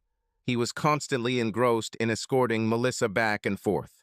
He liked the sticky floor and the baseball game on TV, even though his team was losing and his friends getting rowdier and the girl behind the counter clicking her gum cheerfully. Later, Mike approached him with a question. Did you tell your parents? John finished his beer before answering. No, not yet. You should probably do it soon. Mike twirled the glass coaster in his hands. I used to think Melissa was beautiful. I never noticed how much of a bitch she could be until Natalie told me a story about how she was rude to someone's wife. I don't remember whose it was.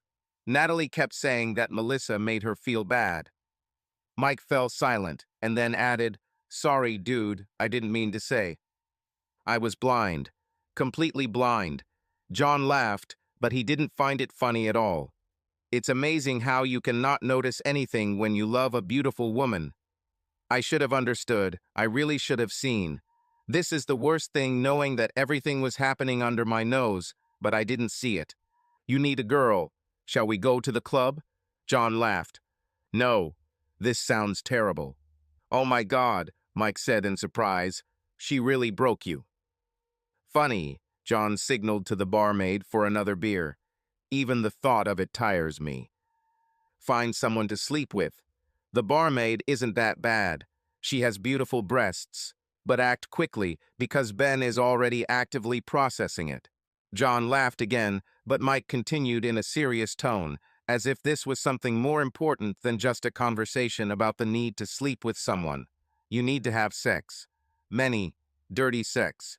It won't fix the situation, but at least you'll be having sex.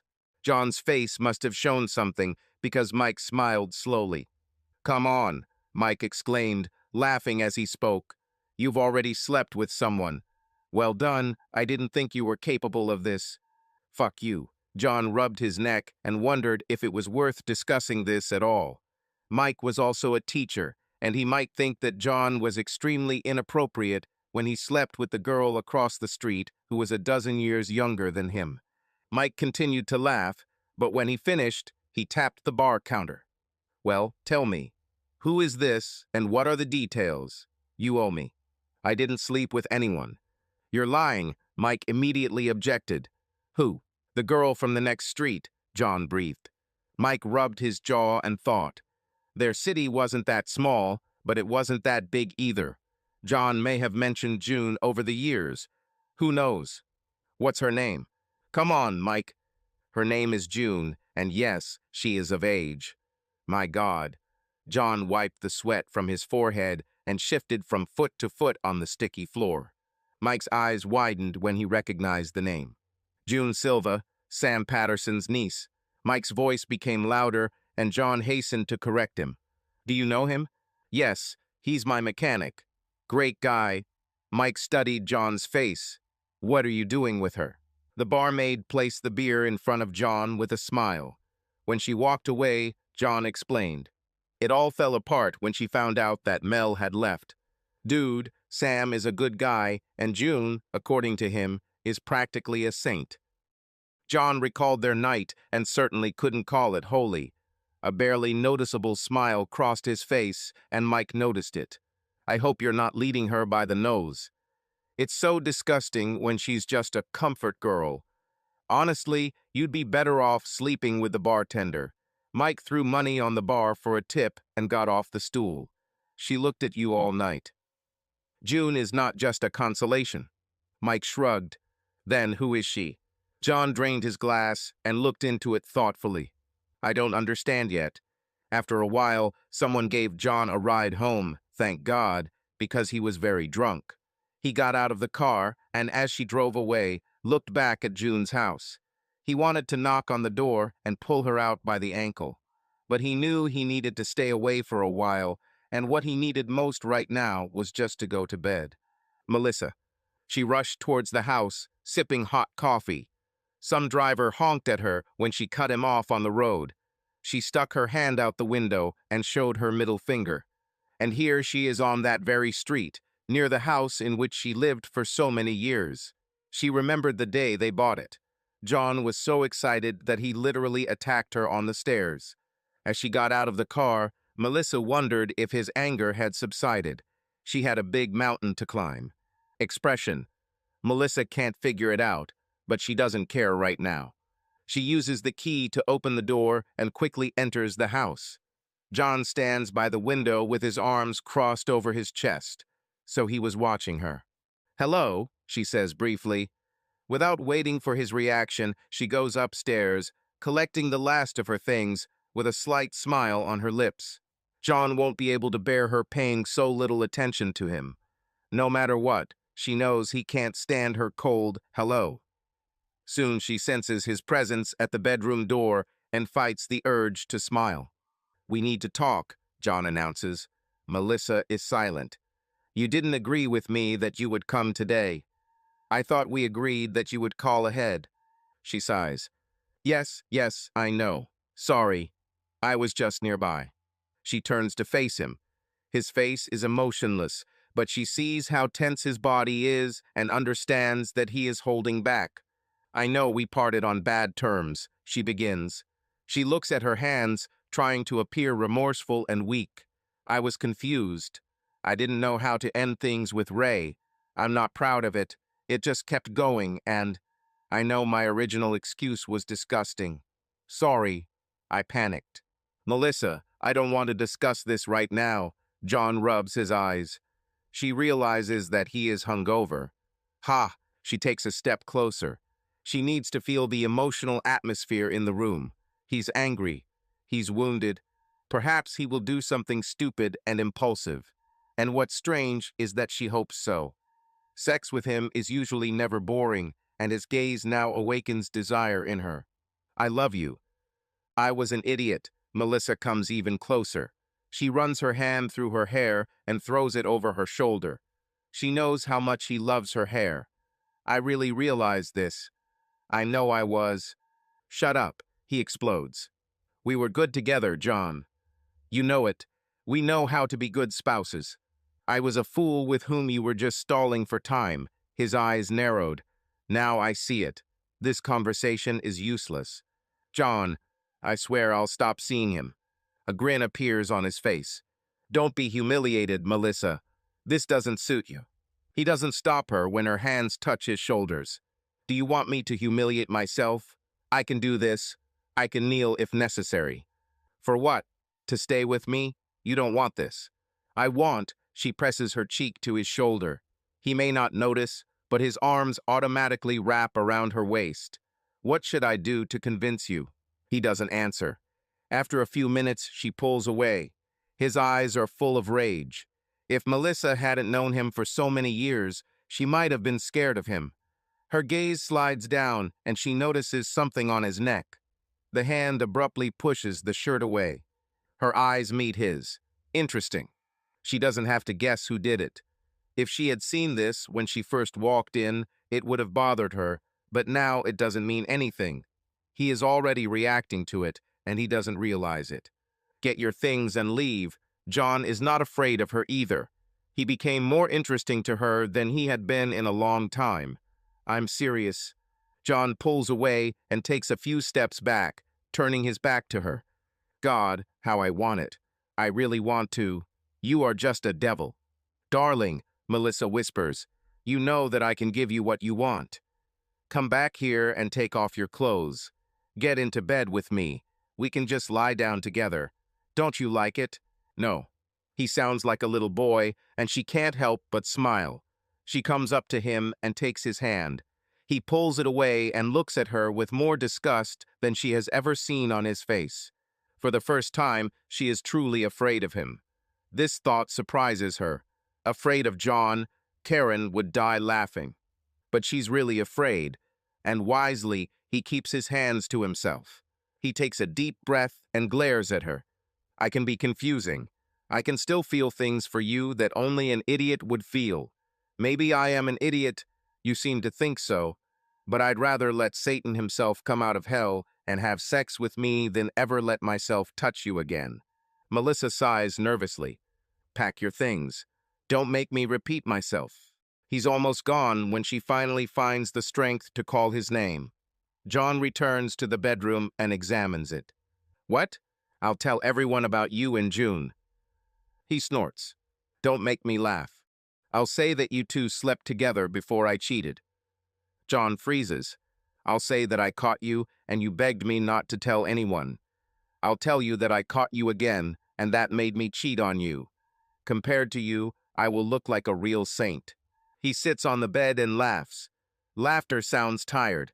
Don't you think it's strange that we both have to blackmail each other? I'm blackmailing you with Ray's wife, and you're blackmailing me with June. He wipes his mouth, and the laughter disappears. Nobody would believe it. Never. And Maggie would crush you before you could drag her daughter into this. June will be devastated. I don't think she'll like it if rumors start spreading around. John grins. She's an adult. I think she can handle it. I'll tell everyone, John, if you don't let me back. Or divorce me, but I have to get most of it. John gets up and goes to the window. Melissa's heart is beating wildly. For the first time in her life, she can't imagine what he's thinking or what he'll do next. His head turns and his gaze runs over her body again. There is not an iota of desire in his eyes, only detached interest. Then he looks out the window again at something only God knows.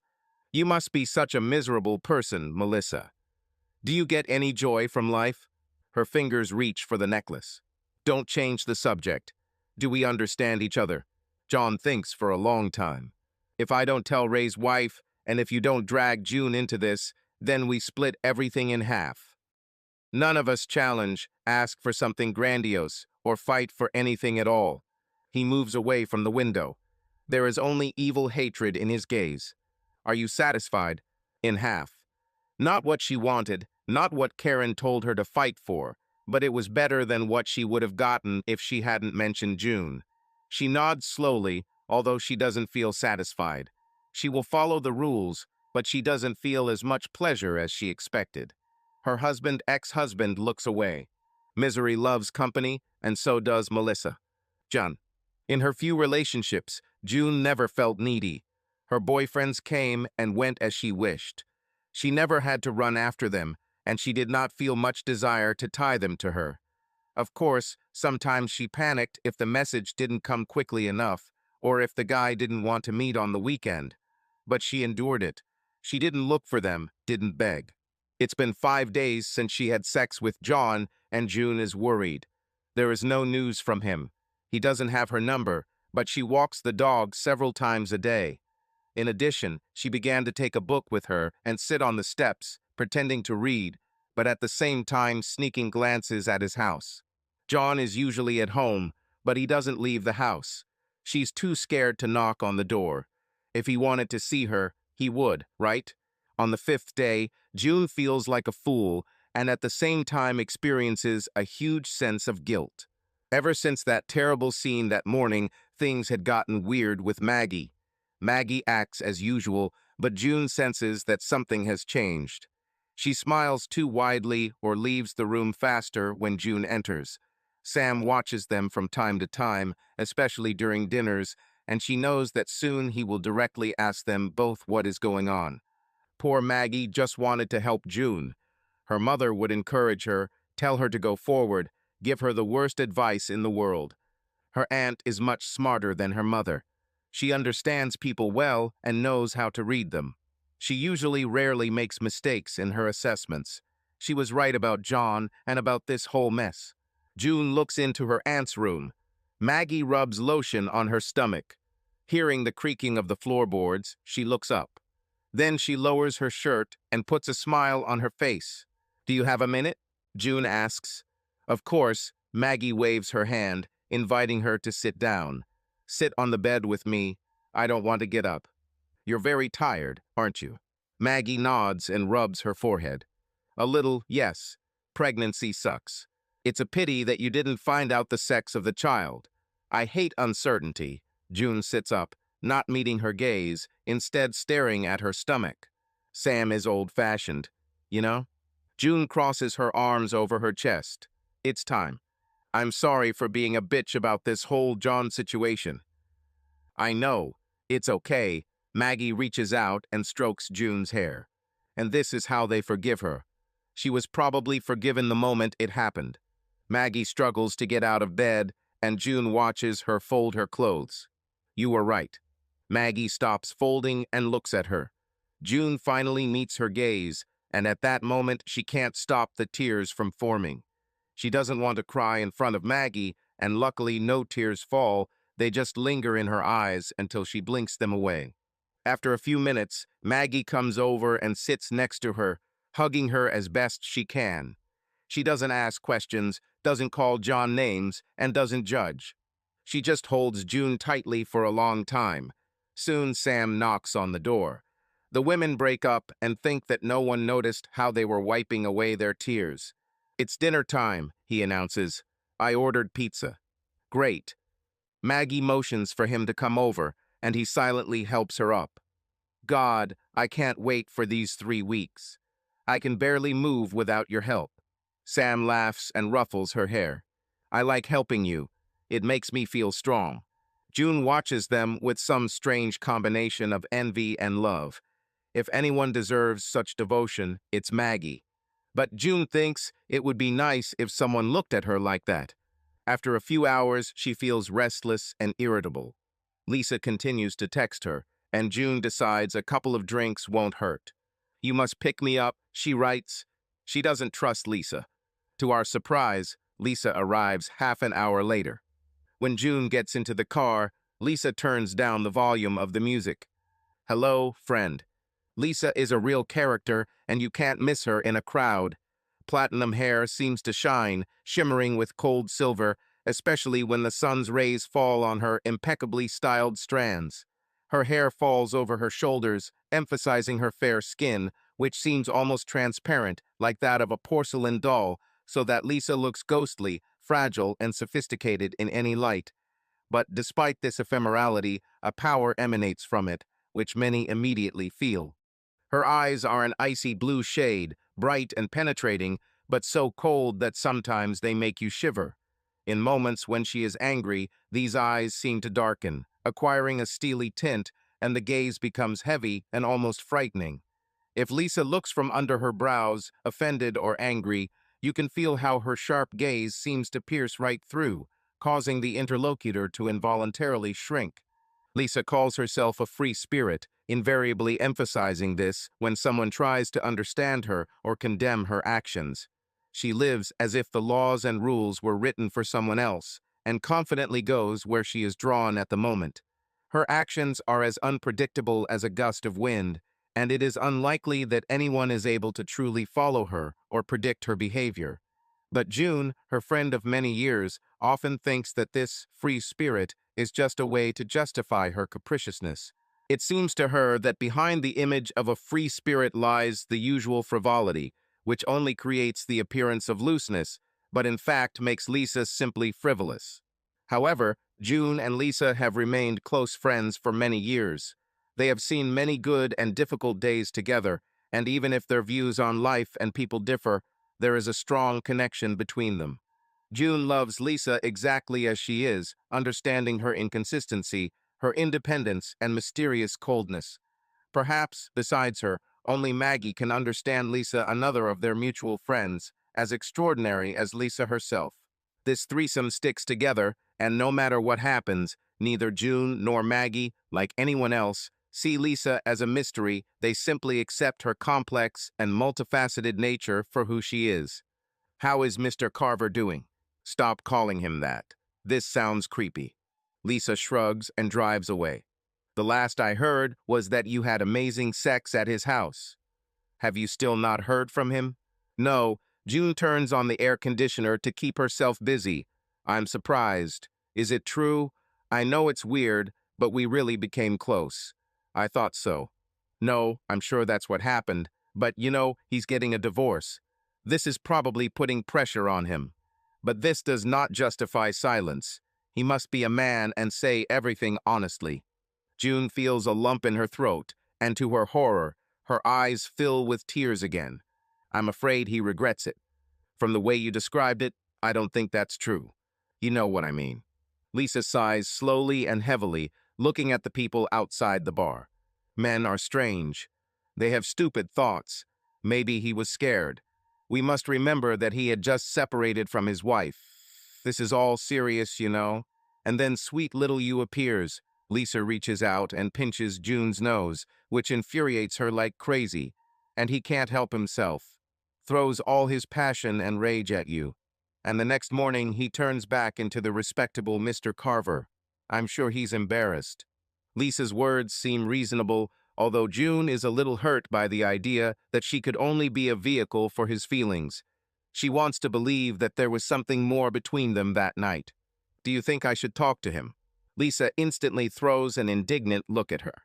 Under no circumstances. Don't even think about it. But he, June, honey, I love you, and I'm sorry to say this, but I don't think you and Mr. Carver can be together. June doesn't like this answer at all. Lisa pulls her out of the car and takes her to the bar. There, they meet people they know from time to time. Usually, these are Lisa's friends. June feels sad and uncomfortable. Lisa has the best intentions and clearly wants June to meet someone, but all June wants is a hot bath and a bad romance. Some guy starts a conversation with her, asks what TV series she likes. She blames the loud music for making it hard to hear him, and quietly leaves when he goes to get drinks.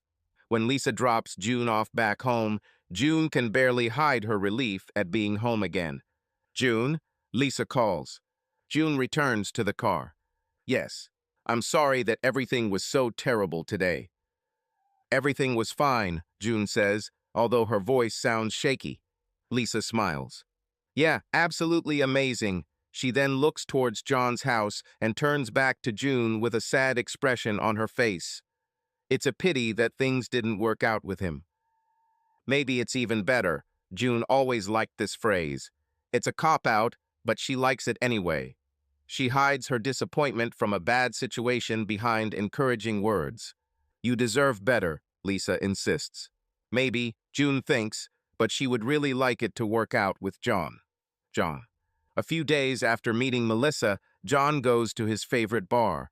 It's a Tuesday night, and he hopes there won't be many people there. When he walks inside and sees only 2 or 3 people, he sighs in relief. He sits down at the bar, and the bartender approaches him to take his order. Today, he is very tempted to drink himself into unconsciousness. Someone touches his shoulder. He exhales, cursing the world, and turns to see who it is. June stands in front of him in a white dress with cherries scattered on it. Her hair is pulled back into a bun, and her lips are painted with bright red lipstick. She looks both innocent and damn attractive. The sight of her causes him to instantly go from a state of depression to intense excitement.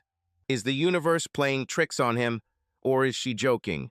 Damn it, what did he do in another life to deserve this?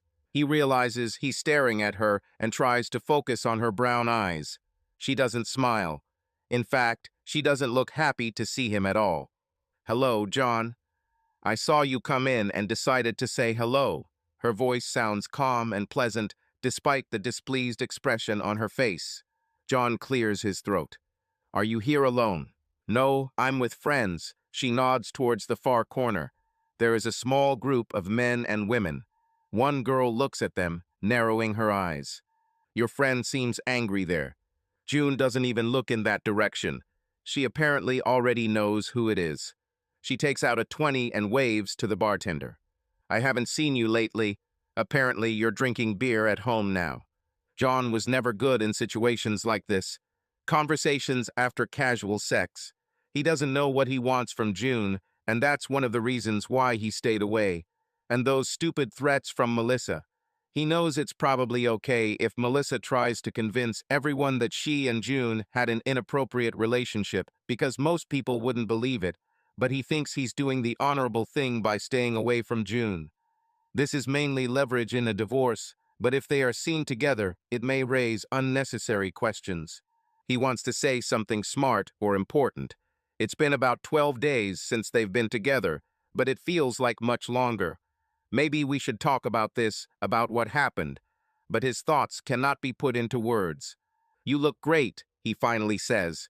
It's not exactly the right thing to do, and it's not at all appropriate given the circumstances, but she blushes anyway. He had already forgotten how easily she blushed. She glances at her friends and then looks back at him. Thank you. The bartender comes over and June orders 2 beers. When she gets her drinks and change, she turns to leave. Do you want to sit with me? June looks at him with confusion and irritation. What? Do you want to talk for a few minutes? I'll buy you a beer. I just bought a beer, John. He rubs his face. Stupid. Exactly. Sorry. Well, just talk then. Should I talk? She snorts. What should we talk about? He notices that she is slightly unsteady. He hadn't noticed it before, but now he realizes that she's a little drunk. June, I know it was all messed up and I did something lousy. Melissa has a hold on me. She's just making things so complicated. She looks at the TV screen. More than anything, I want to punch her in the face. It would have been worth it even if she had sued. He laughs quietly. June Silva. What a woman. She was nearby all this time, and he didn't notice her. Just like he didn't notice what Melissa was doing. He's been blind long enough. It's time to start looking at the world with clear eyes. Sit with me, he almost begs. Her eyes sparkle like flames. No, I didn't know what to do with you. I was confused and out of my depth, and I felt guilty. You're so young. Sorry. June takes a deep breath, then lets it out slowly. Thank you. I wondered what happened. John takes her hand. She doesn't pull it away, which is a good sign. Sorry. She closes her eyes. Your disappearing trick wasn't cool. I know. I wish I could replay everything. June bites her lip, trying to hide her smile. Then her eyes open. You would have done the same thing. Why do you think so? He asks with sincere interest. Her hand rises, then freezes. She struggles with something inside herself for a minute, and then her fingers run through his hair and along his face. The hand lingers near his jaw, but then moves back to her lap. She purses her lips and looks around, avoiding his gaze. We shouldn't have had sex. John didn't expect to hear this. His jaw probably dropped. What? It just made everything more complicated. Don't you find it? Do you regret it? The thought that she might regret depresses him. She lowers her eyes. No, it was amazing. But it wasn't me who disappeared. It looks like you're the one who's sorry. I don't regret it. Not a bit, but to be honest, he regrets it. To some extent. June's eyes study his face as if reading his thoughts. I better go back to my friends. Come to me tomorrow. It changes a little on the spot. She wants it. He sees it in her eyes. But she says, no. Why? It's all too confusing, and it wouldn't be the best option for you if we were seen together. Who cares? No one will look words. He wants to kiss her. He doesn't care who watches or what her friends might think. June leans over and kisses him quickly on the lips. Someone is always watching. See you, Mr. Carver. She leaves. June, he calls. She hears him, but does not return. He watches as she sits down and gives the beer to her friend, who continues to glare at him. She whispers something in her friend's ear, and she begins to laugh loudly. After a while, John realizes that it is no longer inappropriate to continue staring at a group of strangers and pays the bill. That's when he feels her gaze on him. He wants her to follow him home. If only he hadn't ruined everything. He doesn't know how badly he hurt her. She didn't spit the drink at him or throw it at him. She behaved very honorably in this situation. Perhaps his actions left a lasting impression, and this depresses him. He doesn't know what he wants from her in the future, but he is sure that he wants something. It's really unfair of him. He doesn't know what he can offer her tomorrow.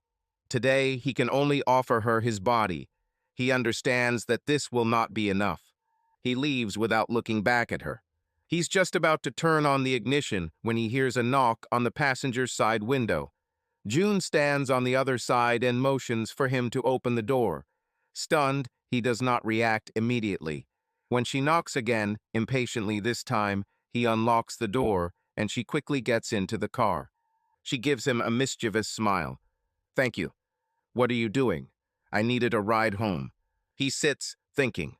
"I'm confused." "Great." He pulls back to get a better look at her. "Are you kidding me? Take me home." Her voice sounds hoarse and low. He doesn't know which house she's talking about, hers or his. He almost wants to joke, "Your house or mine?" The last time they met in a bar, they exchanged a few flirtatious phrases.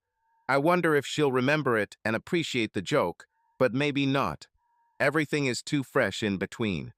While John is driving, he occasionally glances at his passenger. Sometimes she texts and her face lights up the phone screen. At other times she looks at him. He feels awkward, but her gaze awakens desire in him. He is sure that she is looking at him, his body. When they drive up to their street, he stops at her house like a good boy. And then she does something that he did not expect at all. It was amazing. "Thank you." He places his hands on either side of her face and kisses her. He can still barely see her face in the light of the dashboard. "Let's go upstairs to my place." She laughs quietly through her nose. "No." "Why not? I did what I wanted." She straightens her dress and picks up her bag and phone. "What was the other part?" June looks at him, and he can see her wide smile. "I love seeing you lose control." She opens the car door, but he grabs her shoulder.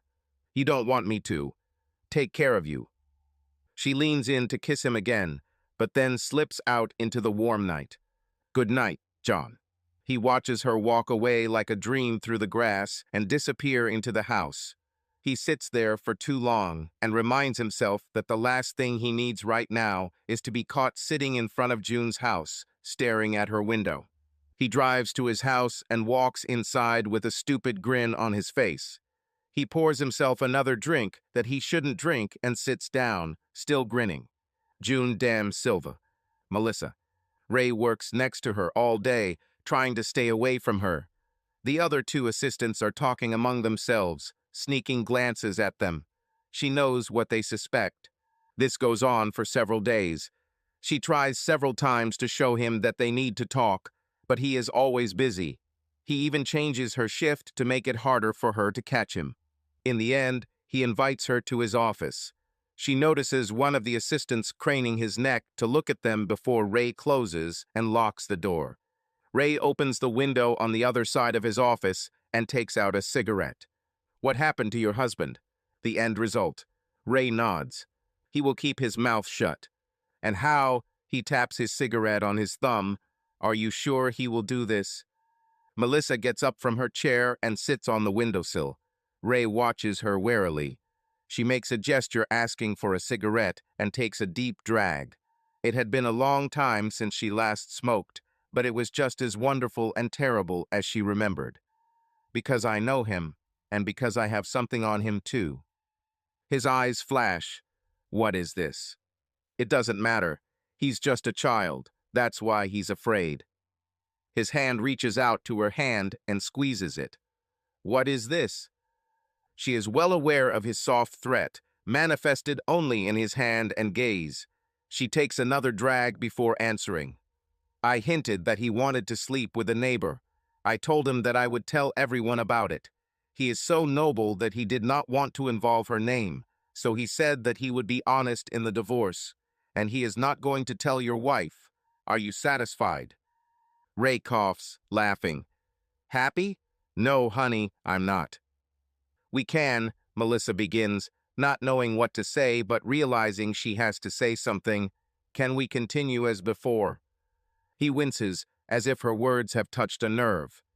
Are you kidding me? He says, as if he himself doesn't believe that she could say something so ridiculous. He slowly looks her up and down, shaking his head, as if all this simply does not fit in his mind. Having finished the cigarette, he squeezes it between his fingers, as if vindictively flattening it, like an unnecessary piece of garbage, and then abruptly throws it out the window without even looking where it goes. Melissa watches this action, realizing that to him, she is probably no better than that smoked, crumpled cigarette, just as it could be squeezed and thrown away without a second thought. She tries to understand what has changed, why he suddenly looks at her like that. After all, apart from her divorce, nothing seemed to happen. She remembers their telephone conversation. His voice sounded contented, almost cheerful, like that of a man who had lifted an unbearable load. He was relaxed, even seemed excited, and spoke to her like an old friend, like someone he felt comfortable with. And now his eyes became cold and distant, his gaze sharp, almost alien. My wife knows, he says, and his words sound with dull resignation. It's as if everything that once connected them burned out in this confession. Melissa throws her head back. What? Her voice is not even a whisper, but he reads her lips. She somehow found out. She pushed me into it, and I had nothing left. He takes out a new cigarette. We're getting a divorce. She's going to suck the life out of me. I signed a prenuptial agreement when we got married. She had all this inheritance money. Her dad made her ask me to sign it. I'm sure she's grateful for that now. You still have a job, Melissa insists. You can. Chalk, I'm broke. Completely broke. His voice sounds hoarse, as if this confession had been hanging on his tongue for a long time. He was just waiting for the moment to let it out. He looks at her, as if checking her reaction, but his eyes remain tired and gloomy. I live in a dirty motel on the outskirts. The walls there smell of mold and cheap tobacco. Now I'm in the middle of a divorce, and it looks like nothing will change for the better.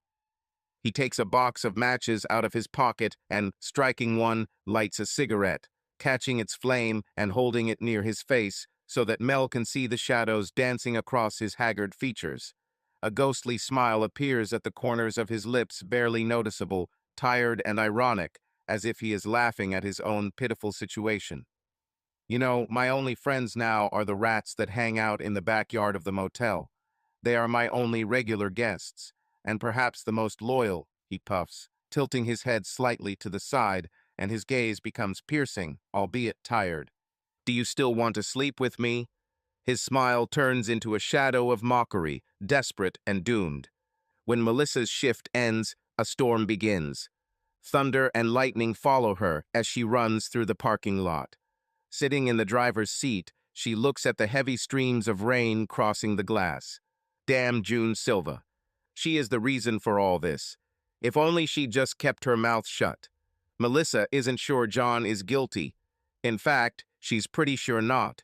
He promised he wouldn't tell anyone, and he's a man of his word.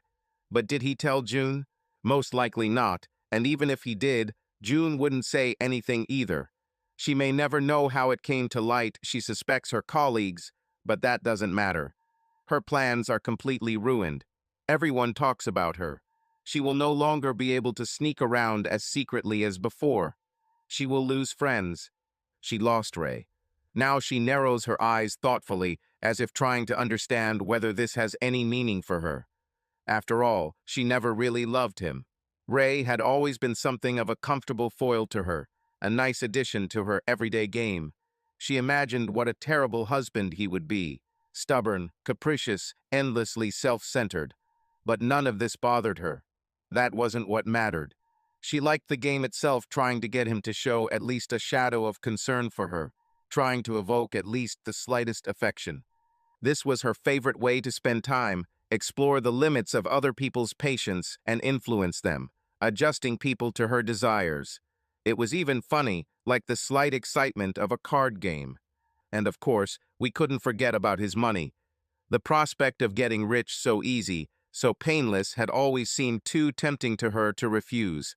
She saw the possibility of comfort and independence that seemed to lie in the palm of her hand if she just played her cards right.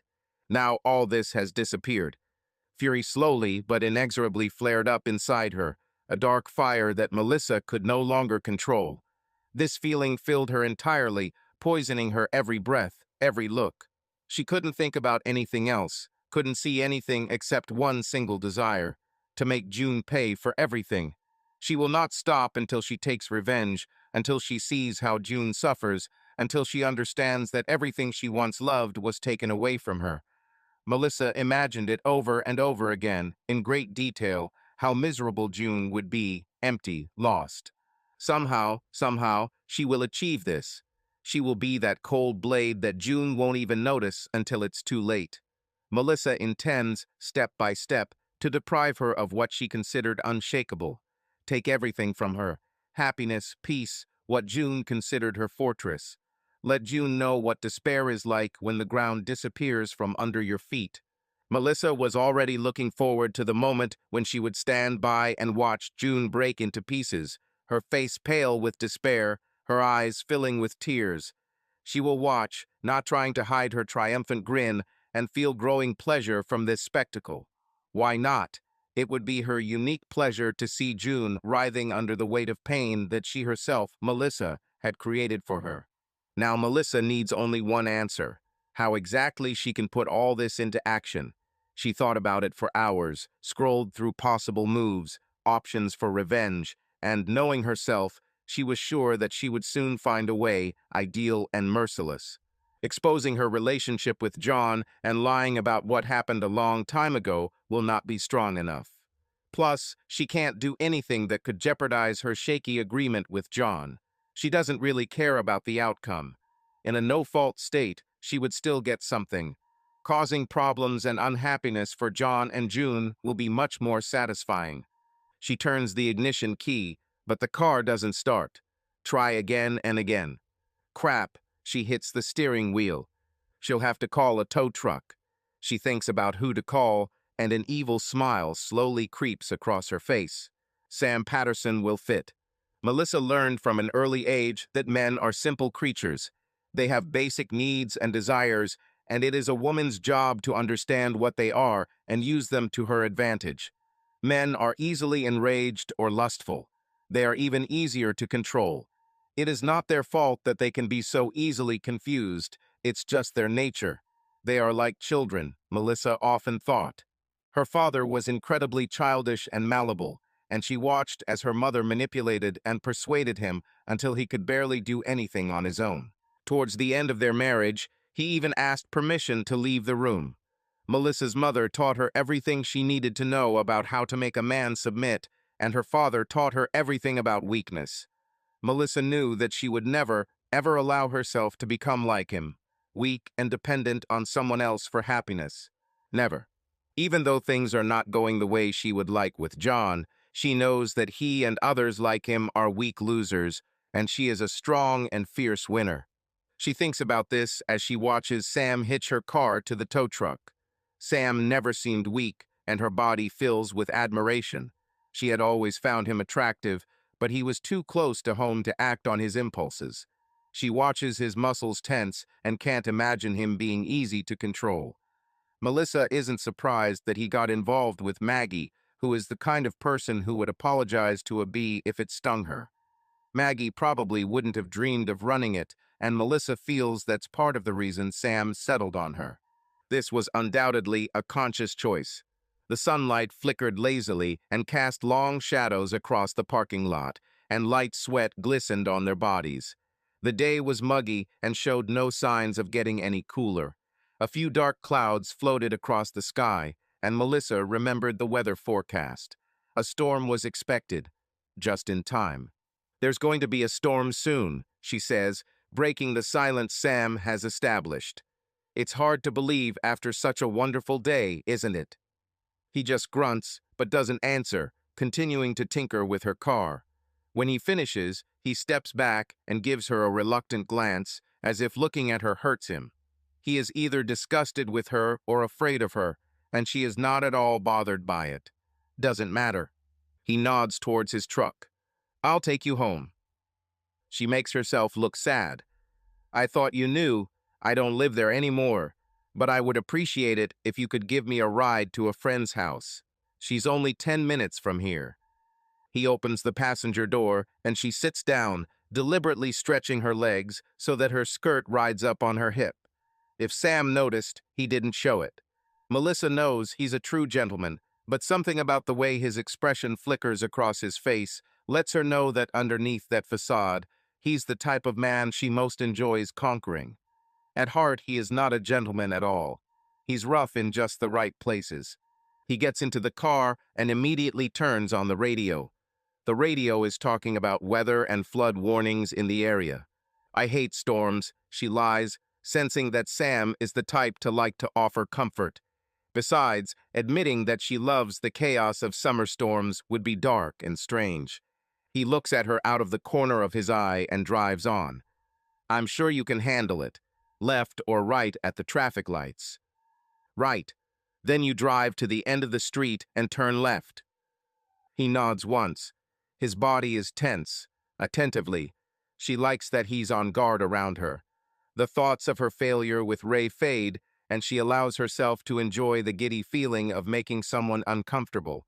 She doesn't know Sam well enough to know exactly what he thinks of her, and she has no idea what June told him about her. But she's sure she knows Sam's type. She plays her role to the best of her ability. How are Maggie and June? He turns right and smiles. Great. Maggie is only 3 weeks away from giving birth, and June is doing well. A smile appears on her face as she thinks for a moment about how her husband turned out, and she didn't even know it. She respects him even more now, but she can't enjoy this fact right now. She needs to stick to her plan. Maggie looks great. You must be very happy. Sam gives her a wary look, but his smile widens. Yes, we are very happy. A melancholy song starts playing on the radio. Perfect. I've always wanted a baby, Melissa says, letting her voice trail off. But, you know. Sam doesn't answer, but his jaw tightens and Melissa gets the message. He knows everything. This complicates the situation, but does not make it impossible. You probably know about John and me. Melissa plays with her hair, feigning nervousness. Sam's eyebrows rise. He is surprised that she talks about it so directly. I can't imagine what you think of me. I think it's none of my business. Melissa looks at Sam's rough hands and admires them, wondering what to say next. She would like to play with Sam a little more, but she's not stupid enough to think she can seduce him. He's already waiting for her red nail to slide across him. She can see it by how tense he holds himself. I messed up. She really thinks so, to some extent, so it's not difficult to add sincerity to her voice. John has his faults, but he didn't deserve what I did to him. No one does. Sam sighs. Like I said, it's none of my business. I don't interfere in other people's marriages. This is a trait Melissa would want in Sam's niece, she thinks. But he seemed to have guessed her thoughts because he frowned in the approaching dusk. I understand that you may think June is overreacting, but June, like her aunt, always thinks she's doing the right thing. It can be an annoying habit, Melissa says sharply, but then calms down. But I don't blame June. She is surprised by her own words, even when they make her grit her teeth. Okay, she's good. I'm just worried about her, I guess. Sam is silent for a few seconds. Melissa waits to see if he will take the bait.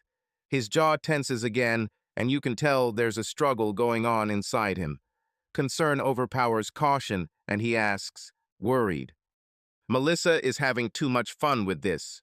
She tugs at the hem of her skirt and puts on the most innocent expression she can muster. I just thought you knew. His hands tighten on the steering wheel. Melissa can barely contain her smile. Aware of what? John and June, they're having some sort of affair, or what to call it. I don't know exactly. Melissa shrugs and tries to look helpless. Obviously, John is trying to punish me, and I'm just worried about how this might affect the girl. She snaps her fingers.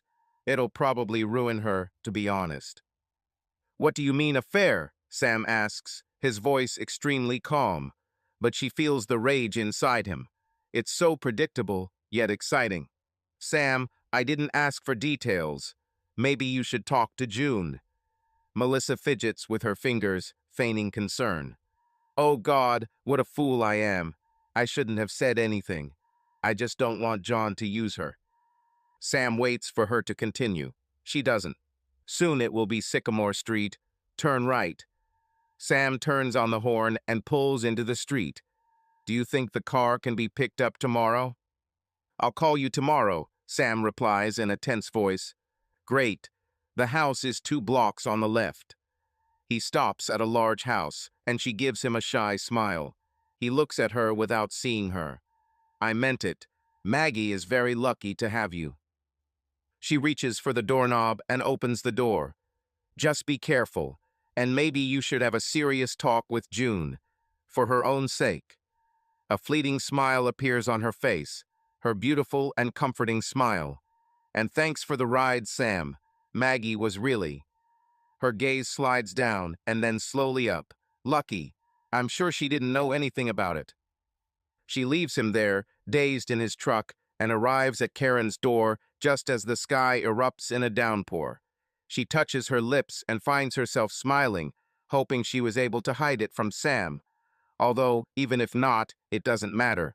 He was practically in another world. Sam Patterson is a real treat.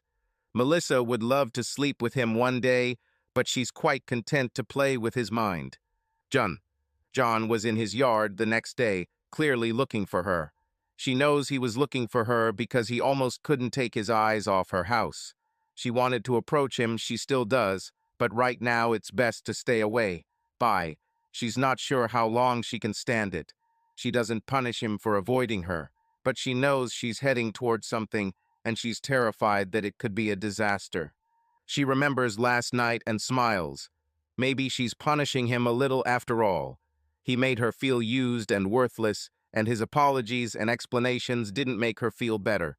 But last night everything changed, and she felt powerful and magnificent. When it was over and he extended his hand to her, she felt like a goddess. June understands his motives and sympathizes with his situation. Until recently, he must have believed he had the perfect marriage, although June doesn't understand how he could not see who Melissa really is. She gets up and looks at herself in the mirror. She seems older, although outwardly nothing has changed. Her hair is back in a braid, and she's wearing a t-shirt that says, "Hell knows no fury," and ripped denim shorts. She should look younger than her age, but it's all in the eyes. Her mother said this, June recalls with an unpleasant feeling. Everything is reflected in the eyes, especially the true age of a person. Thoughts about her mother always upset her, and lately have made her think about Melissa. These 2 women could be twins. This may be why June hates Melissa so much. She sees in her not only her mother, but also the woman she fears becoming. But no, June thinks, she's different. She enjoyed the power she had over John last night, but only because she had the power to make him happy. June suggests that what's going on between her and John has made her grow up a little, and she can't regret the heartbreak he caused her. It looks like he's already come to terms with it. She smiles. He's worth it, all of it. She thinks of him with his disheveled hair, his direct gaze, and the stubble that seems permanent on his face. She knows she probably still thinks too highly of him than he deserves, but she's come to terms with the fact that she's crazy about him. A warm breeze rushes into the room, and then rain begins to fall. June signs and flops back onto the bed. She was going to sit outside and maybe bump into John by accident. Maggie knocks on the door. "Will you help me with dinner?" "Certainly." June cuts the salad and stealthily watches her aunt, wondering if she can trust her. She had already told Lisa about what happened with John, and her friend was squealing with delight so loudly that June's ear even hurt. She doubts Maggie will react the same way, but she doesn't want to hide anymore, and she really wants to talk. "I saw John last night," June begins, focusing on the cucumber she is cutting. Maggie freezes in the middle of the kitchen. "He gave me a ride home. He apologized for ignoring me." Maggie begins to move again and June takes a deep breath. Fine. She takes out a saucepan and pours water into it. Would you please pass me some spaghetti, darling? June does as Maggie asks and stands next to her while she waits for the water to boil. I don't think I can stay away from him, Maggie. I didn't think you could, she sighs. I know this could be a mistake. June laughs quietly. A huge mistake, but it will be my mistake, you know? Maggie strokes June's hair and sighs again. When did you become so grown up? Sam comes into the house, wet from the rain. Maggie still has her hand in June's hair, smiling at him. I knew you'd be late for dinner. I won't even remind you that you promised me at least several times that you wouldn't be late because I'm so forgiving. June immediately senses a strange vibe coming from Sam, even before Maggie notices, and it worries her. Sam is usually in a great mood, always smiling and joking, but sometimes he can be moody. They rarely fight, but when they do, June knows it's best to go to her room and wait for things to calm down.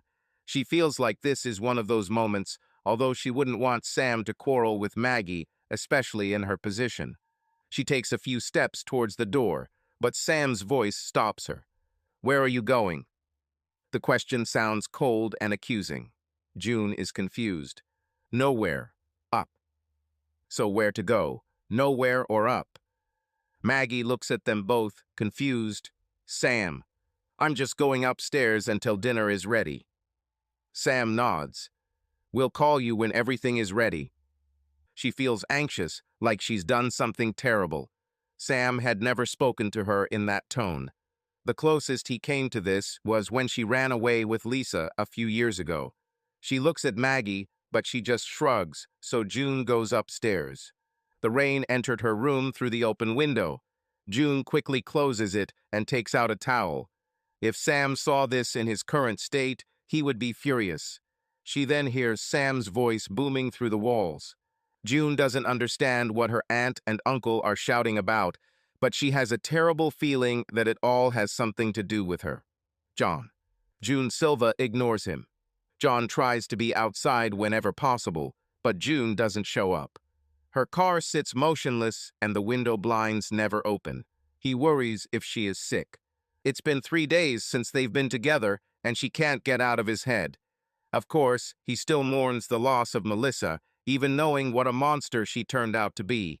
He misses their routine, the little things that make the day familiar and comfortable. Their relationship was never perfect, but it was always comfortable. Too comfortable, John now thinks. Once again, he looks towards June's house.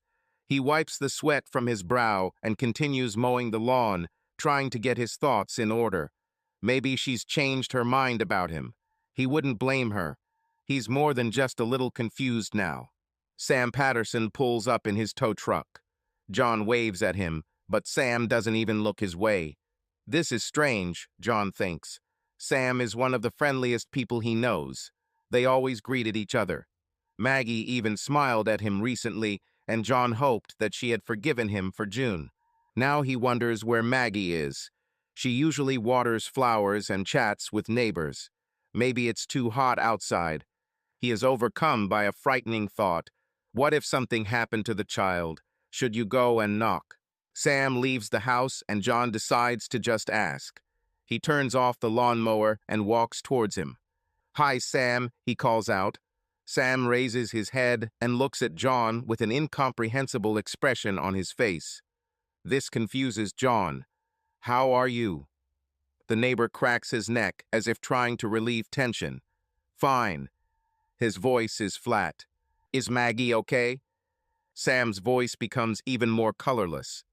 Fine. He shifts from foot to foot under the scorching sun, and there is a dangerous glint in his eyes. And then something changes between them.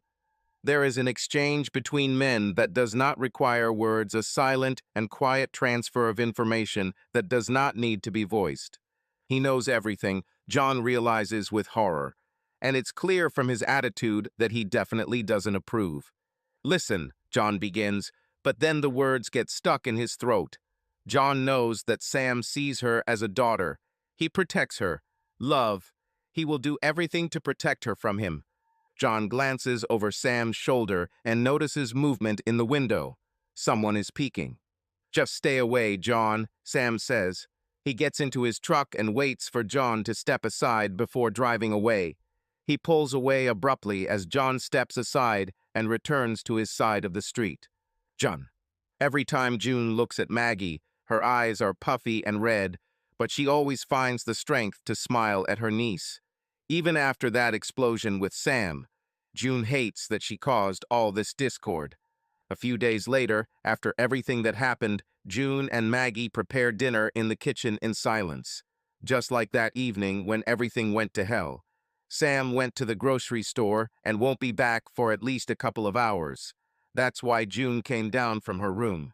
If it were up to her, she would have already moved out and moved away from her uncle, who made such ridiculous and humiliating accusations that she is still ashamed at the thought of it. June can't stand the silence anymore and turns to Maggie. He can't really think. Maggie finishes chopping the onion. Of course he thinks so. Otherwise he wouldn't act like. She sighs and places her hand on her stomach. He's so complex now because he believes it. How could he think that? June, I wish I had an answer to this question. Maggie leans against the wall and closes her eyes. She looks completely exhausted. And it doesn't help that I didn't tell him about your recent infatuation with John. It's none of his business. Maggie opens her eyes. He's my husband. I should have told him. He probably would have known how to handle it better than I did. She puts her hand on June's face. But that doesn't justify him acting like an idiot. June smiles despite everything that has happened. Really? And by the way, you did great. Aunt smiles and squeezes her hand. He could have at least asked you about the truth before jumping to conclusions, but Sam is very protective of you. If he thought for even a moment that a predator was hanging around you, he would do anything to protect you. He probably feels that failed. He shouldn't have yelled at you. Maggie shakes her head again. No, I shouldn't have, but that's my business. She looks around in June. Why don't you go see Lisa for a couple of days? Take a break from it all. I don't want to leave you. I'm already an adult, she says with a smile. I love this stubborn fool. Everything will work out. June hates seeing such a forced smile on her aunt's face, almost as much as she hates knowing who is to blame for her appearance. Melissa, June sighs. It's all her fault. No, Maggie says quietly, not hers. Are you still blaming John, or are you blaming me now? Maggie hugs June and then goes back to cooking. I'm not blaming anyone, I just want. She trails off and shrugs. Sam slammed the door as he entered the house without any groceries. He addressed only Maggie. I had to go to work. I'm going to the store now. Are you sure you don't want to go with me? Maggie ignored him and tossed the onions into the pan. He straightened up and gave June a look full of pure hatred. It couldn't be hatred. Sam isn't allowed to hate her. He left the house and June ran after him. It was time to settle everything. But then she heard John's voice, and like a weak little girl, she ran to the window and looked out. He didn't say anything important to Sam, but he looked worried, tired. And then Sam said something too quietly for June to hear. He got into his truck and disappeared around the corner only when John returned to his property. June felt Maggie standing behind her. I should have told Sam he was wrong, she said. You tried. He will understand himself. June's fingers tightened on the curtains. I should have tried better.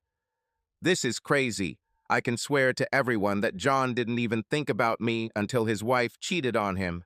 Her eyes filled with tears. Don't you see what Melissa is doing? Of course I see, Maggie answered sharply and with quiet rage. But Sam doesn't see it yet.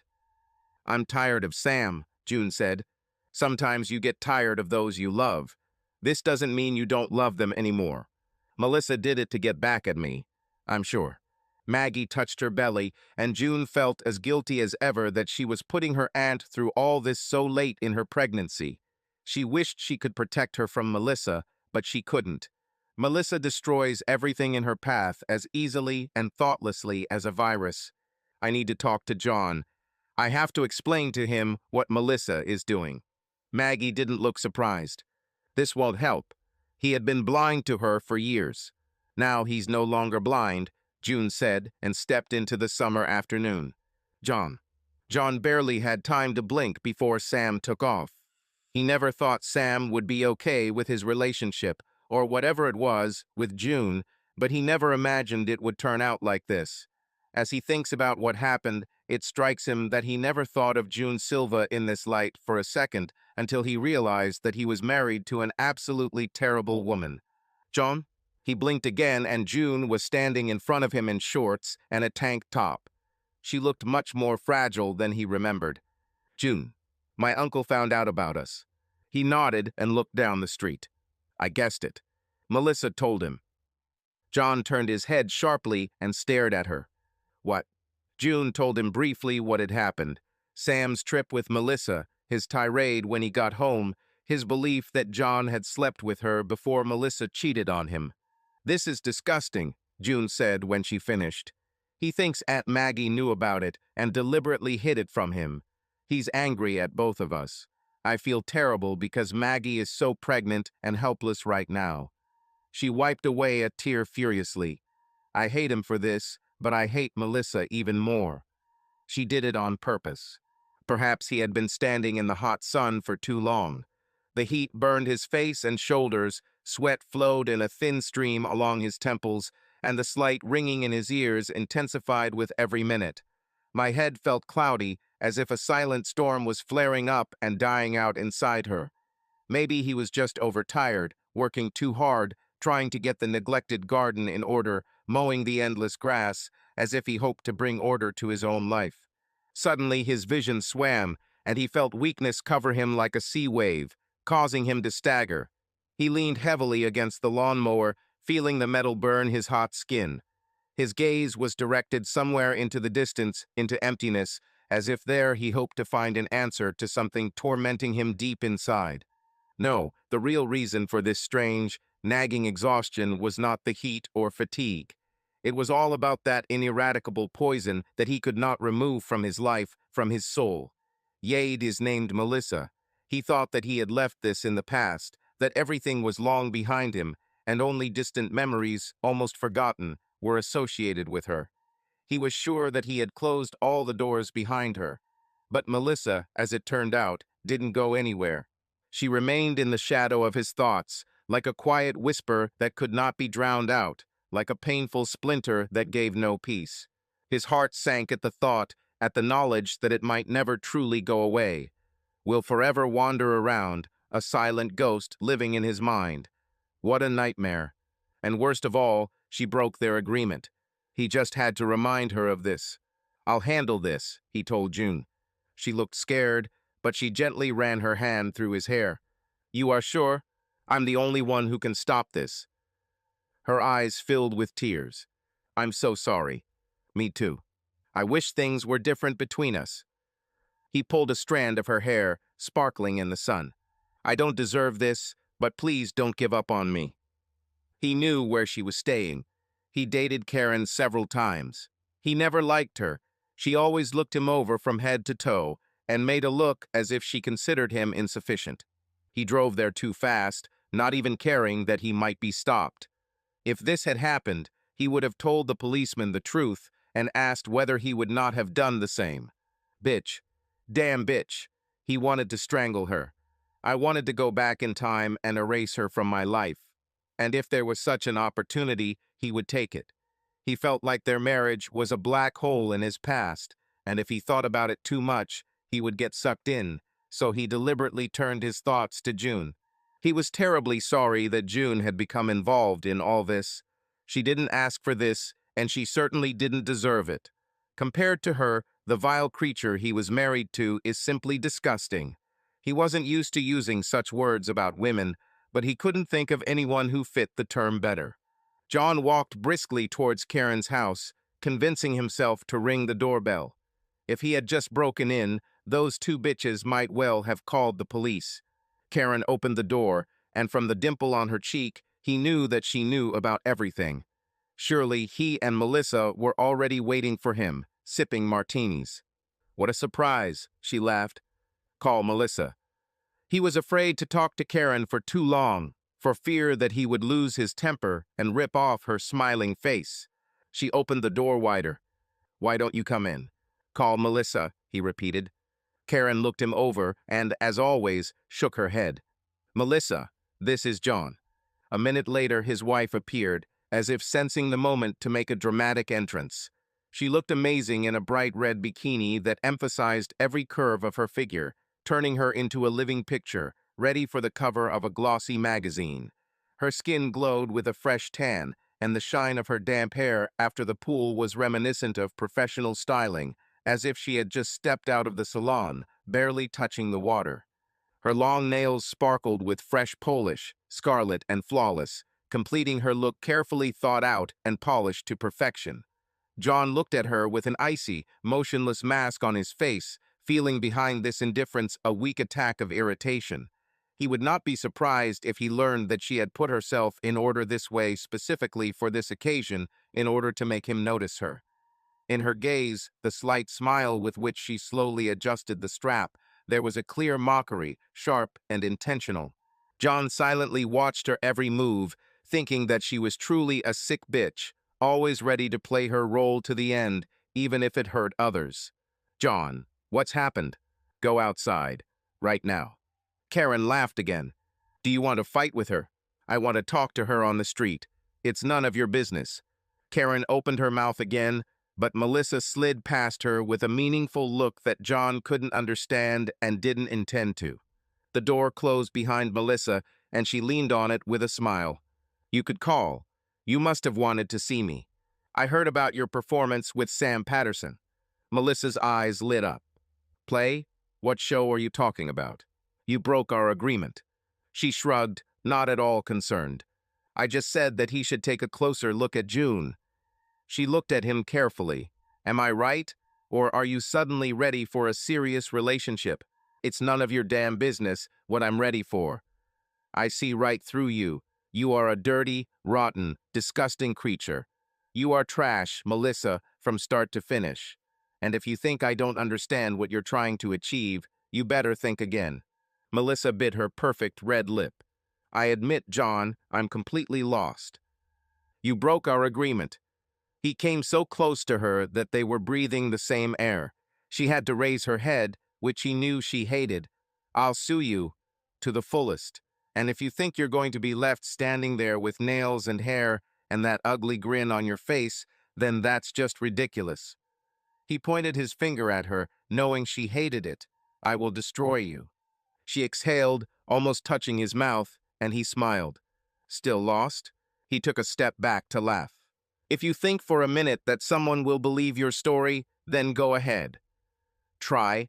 Let's see if you can do it. He pointed his finger at her again. Nobody will believe it because it's a complete lie. Her teeth were dazzling white as she smiled. I can't get enough people to believe it. Fine. Maybe you can. But what do you gain in the end, Mel? He rubbed his face, suddenly tired of it all. Tired of her. How is your veterinarian doing? She froze and then relaxed, leaning back against the door. He's doing well. That's great. It seems to me that you have more important things to do than bother me. He watched her carefully with a half smile. Or is it not? She straightened her shoulders. Of course there is. John looked her up and down. Prove it. He waited until he got into the car and only then shouted. You know, you look uglier every time. He opened the door and froze. And older, Melissa. You have everything under control. Karen laughed, and Melissa knew it was true. Karen poured Melissa more wine and settled down on the couch. So what's the next step? Melissa had many options. Whisper something too loudly in the grocery store, start a gossip among the wives she knew, or play with Sam again. The last option would be the most fun. But she couldn't get John's words out of her head. What had she not achieved by ruining his life that she had not already achieved? She already spent too much time on this, and there are still men in the world. Damn, she's already bored thinking about John and June Silva. She's tired of these right idiots who are too stupid to understand that the whole purpose of life is to get what you can from others. They do not understand that their principles and morals are easily penetrated. Destroying them would be fun, she thought, but she was tired of it. I think I should leave town for a while. See what's going on. Karen nodded as if she had expected her to say that.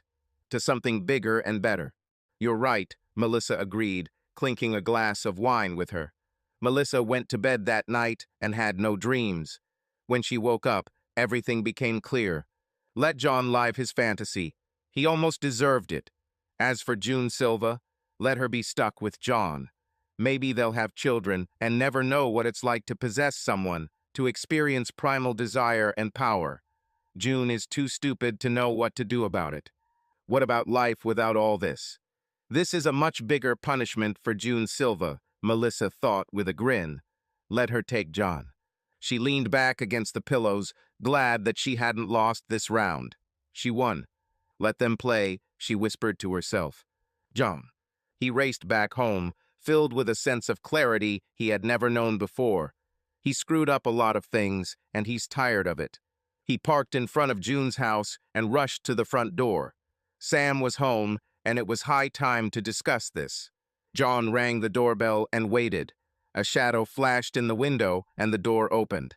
Sam stood on the threshold, his whole body tense and ready for a fight. If necessary, John was ready. Melissa is fooling you, John said directly, without saying hello. Now is not the time for the ceremony. I care about June, I always have, and I would never do anything to hurt her. I was only with her after Melissa cheated on me. Sam didn't seem to be listening, but John continued. Sorry, buddy. I can't imagine what you think of me, but you should know. You should know that I care about June. Very. I don't just use it. At these words, Sam exploded. Don't use it. Fuck you, John. She's a grown woman and... No, Sam interrupted him, putting a huge palm between them. No, she is not an adult. Maybe that's what she looks like. By age, it is already possible. But in fact, no. It's not fair to her. Were you honest with her? Sam asked quickly. He turned away, looking down the road, and crossed his arms over his chest. She told me everything. I returned home after her conversation with you. She told me, his eyes met John's, everything. She thinks she loves you. I think you're worth it. John felt weak, exhausted, as if all the strength had left his body. I need to talk to her. No, Sam said, but now he no longer looked hostile. He almost seemed to feel sorry for John, and this might have been even worse. You need to sort yourself out. You're a fucking wreck, and if you keep this up, you're no better than her. Thank you. John took a step back. It would be better if Sam hit him. What? Sorry? Sam shrugged. I'm not mistaken. I have made many mistakes and hurt my wife and niece, but of this I am confident. You use it, buddy. Sam. He interrupted John with a loud sigh. I can call June if you really want it, but I think you yourself understand that I'm right. Can you sincerely swear to me that you are right for her now? What are you ready for? That you won't break her and hurt her? Because I don't think you can promise that. I think you're going to break her, and maybe this all started because of Melissa, but now this, it will be on you. Sam, June called from the house again. You can promise me that your problems won't ruin her. I'll call her here. Sam stared at the ground. I won't bless you, but I'll try to understand. Only if you promise me you won't hurt her. No one can promise that, John said. Finally, Sam looked into his eyes, and the same understanding as before flashed between them. John wasn't ready, and maybe never would be, and he will simply drag June down with him. Sam, June shouted again. This doesn't have to be the end, Sam said, with a look of pity on his face. That doesn't mean you can't find each other again. But not now. She has goals, dreams, her own life, which she can ruin. She doesn't need your help. John took another step back. And one more thing. He didn't remember how he got home. Everything was mixed into one vague, drawn-out canvas, as if he was walking through a fog, not realizing his steps. As soon as he crossed the threshold, he felt a strange heaviness in his legs, as if all his strength had left him at once, leaving only irresistible fatigue. He walked into the kitchen without turning on the light and groped for several bottles of beer from the refrigerator. The coldness of the glass brought him back to his senses a little, reminding him of reality. Soon he sat down on the shabby sofa in the living room, as if falling into his soft embrace, and without thinking, he turned on the TV.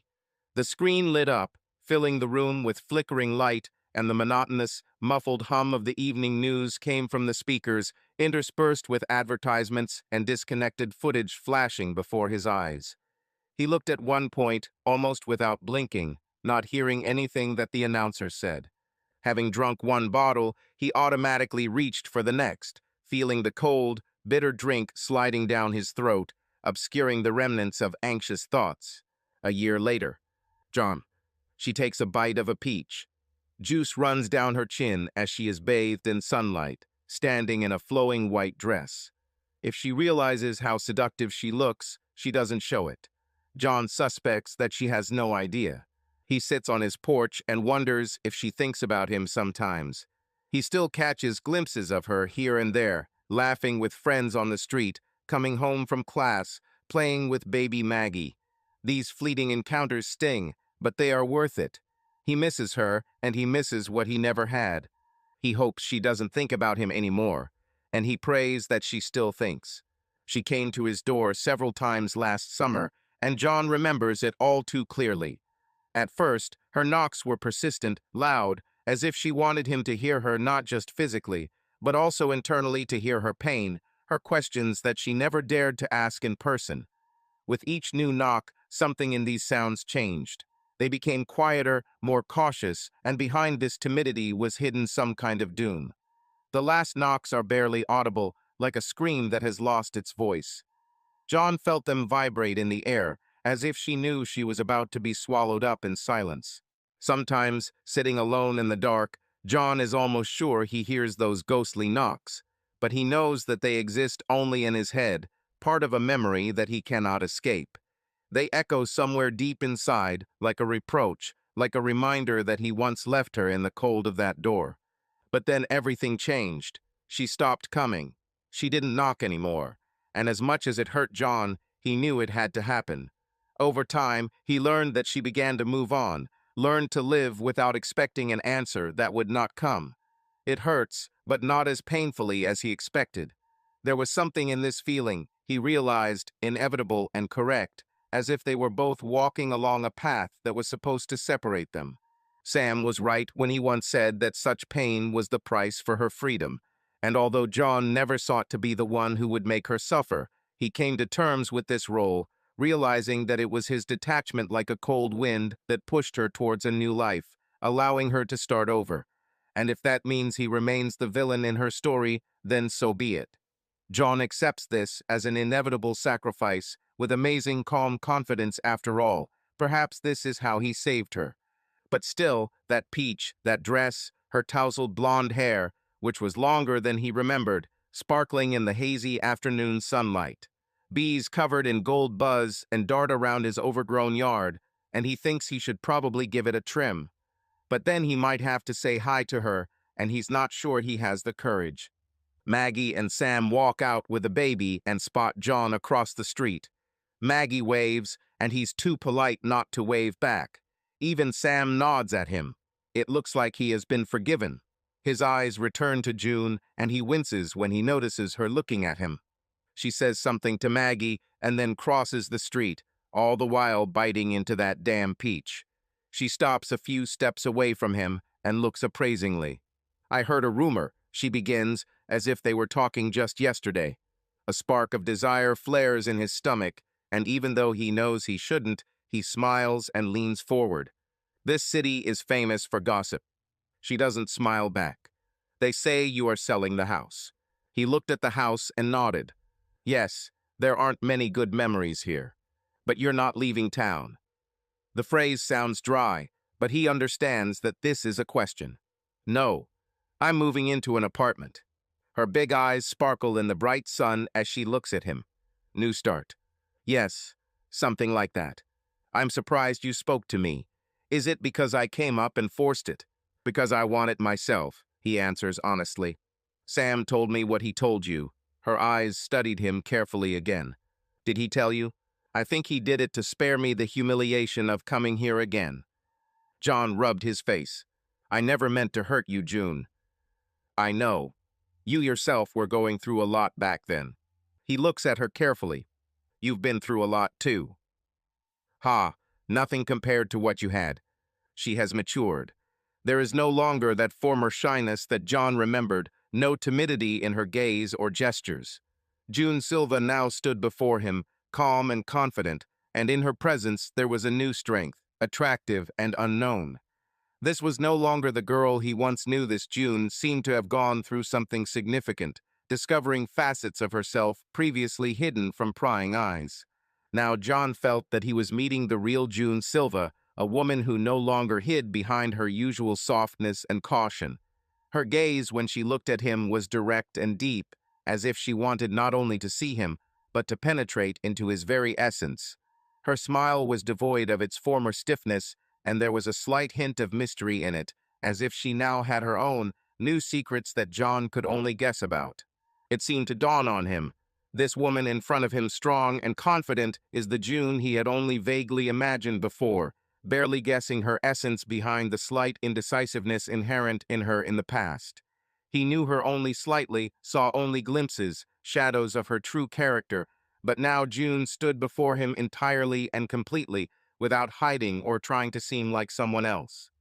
At that moment, John realized that this was the June he wanted to know more deeply, a woman who no longer succumbed to his previous ideas and who, perhaps, could surprise him like no other. June finished the peach and licked her fingers, not taking her eyes off it. June damn Silva, he thought. She is waiting for him. He could seriously hurt her.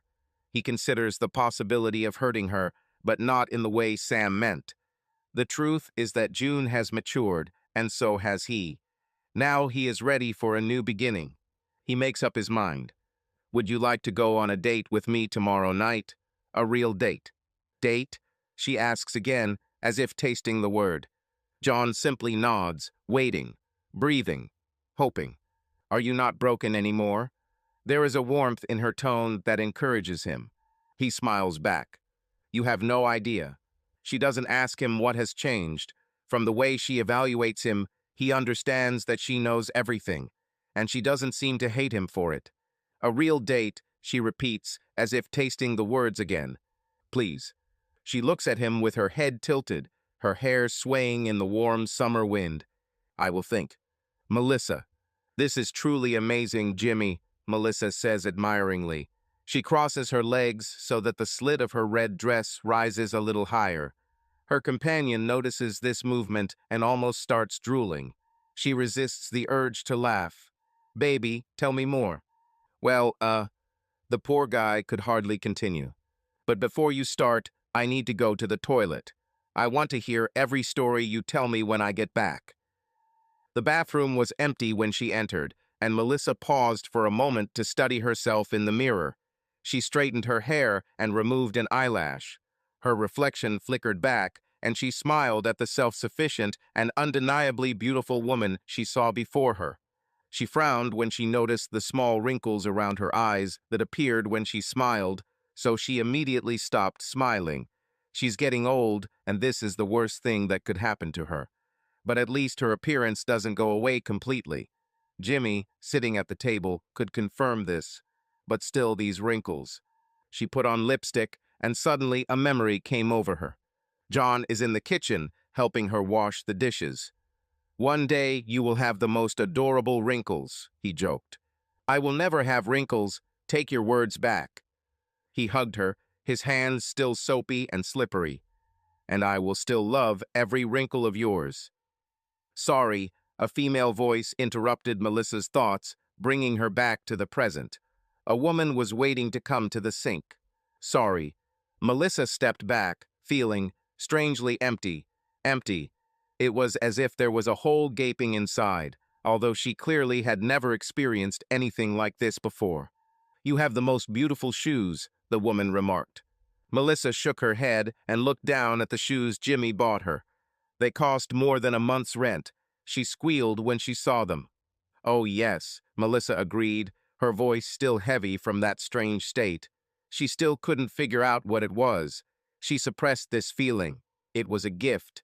I wish my husband would buy me these. The woman wiped her hands and smiled. They suit you very well. Melissa straightened up. Her gaze fell again on the reflection, and she thought that the woman was absolutely right. Instantly, the unpleasant, dark thoughts disappeared. Thank you. She returned to the restaurant and snuggled up to Jimmy, who was ready for anything. Well, baby, tell me absolutely everything. John. Lisa screamed into the phone when June called to tell her that John had asked her out. Were you in a new dress? Of course it was. Lisa giggled. So, should I say yes? Why not? June brushed her hair out of her face and exhaled. I haven't spoken to him for a whole year. And what? What if we ruined everything? I slept with him, for God's sake. And what? I still don't hear anything significant against it. Wouldn't that send the wrong message? That I was just waiting for him to be ready or something? Isn't that selfish? Lisa moaned. You think too much. Maybe I'm not thinking enough because I really want to say yes. Does this mean I'm still that stupid girl who fell in love with the unattainable guy down the street? I think I'm too old for this. It means you know what you want. I don't think you're going back by agreeing to go out with him. It's just a date. Just don't do anything physical. Oh God, won't he expect this? Listen, crazy woman, I have to go. Do what you want. Life is too short. Okay? Bye. Bitch. June felt even more torn after she hung up. She felt like she had something to learn from her relationship with John, and if she went on a date with him, everything would be undone. And yet, she really wanted to say yes. June decided that Maggie would probably give her some good advice. She knocked softly on the bedroom door, in case the baby was sleeping. The door opened a little and June saw Maggie fast asleep on the bed, so she closed the door and walked out. Downstairs in the kitchen, Sam was making himself a sandwich. He looked up when June entered and smiled at her. Do you want to eat? No. Sam looked at her carefully. You look upset. What's happened? Nothing. He rolled his eyes. Well, speak up already. No. You are unbearable. June began picking at her nail polish. Okay. John asked me out on a date. She glanced at him furtively. He looked surprised. Don't be mad at him. I'm not mad, Sam answered slowly. Just surprised. So, what did you tell him? I said I'll think about it. That's why the poor guy is sitting outside looking here. June looked at Sam appraisingly. Do you feel sorry for him now? Sam took a bite of his sandwich and didn't answer. Somewhere in the distance, they heard the music of an ice cream truck. I want to say yes, she admitted. Sam nodded and said, I thought so. What if? But she couldn't finish the thought. What if? Sam agreed. He took a 20 from his wallet. Go buy yourself some ice cream and think about it. Do you? Approve? It shouldn't matter. June looked at him long and carefully. For me, it does. I'm not good at this, he admitted, sighing. Think of this as training before Katie starts asking you questions about boys when she gets older. I assure you, this day will come. Sam muttered a curse under his breath and shrugged. June, dear, you are a grown woman. I didn't tell you all this a year ago to hurt you. You know it. I would hate to think that you could do anything that would make me stop loving you. I know. He scratched his head and ruffled his hair, then shook his head again. Why don't you buy him some ice cream at my expense? Go talk to him. June tilted her head, her face full of hope and fear. You think? You want this yourself, right? She nodded, afraid to say it out loud. He's a good guy. He stepped aside and gave you both time. Yes. She put on her flip-flops and ran when the ice cream truck stopped a few doors down. She didn't look across the road, but she felt John looking at her. She bought 2 popsicles and walked towards him, straightening her back and holding her head high. His face remained impassive as she sat down next to him on the porch. She handed him the popsicle. For some reason, it seems to me that you like cherries. Thank you. You guessed it right. She smiled and John didn't look away.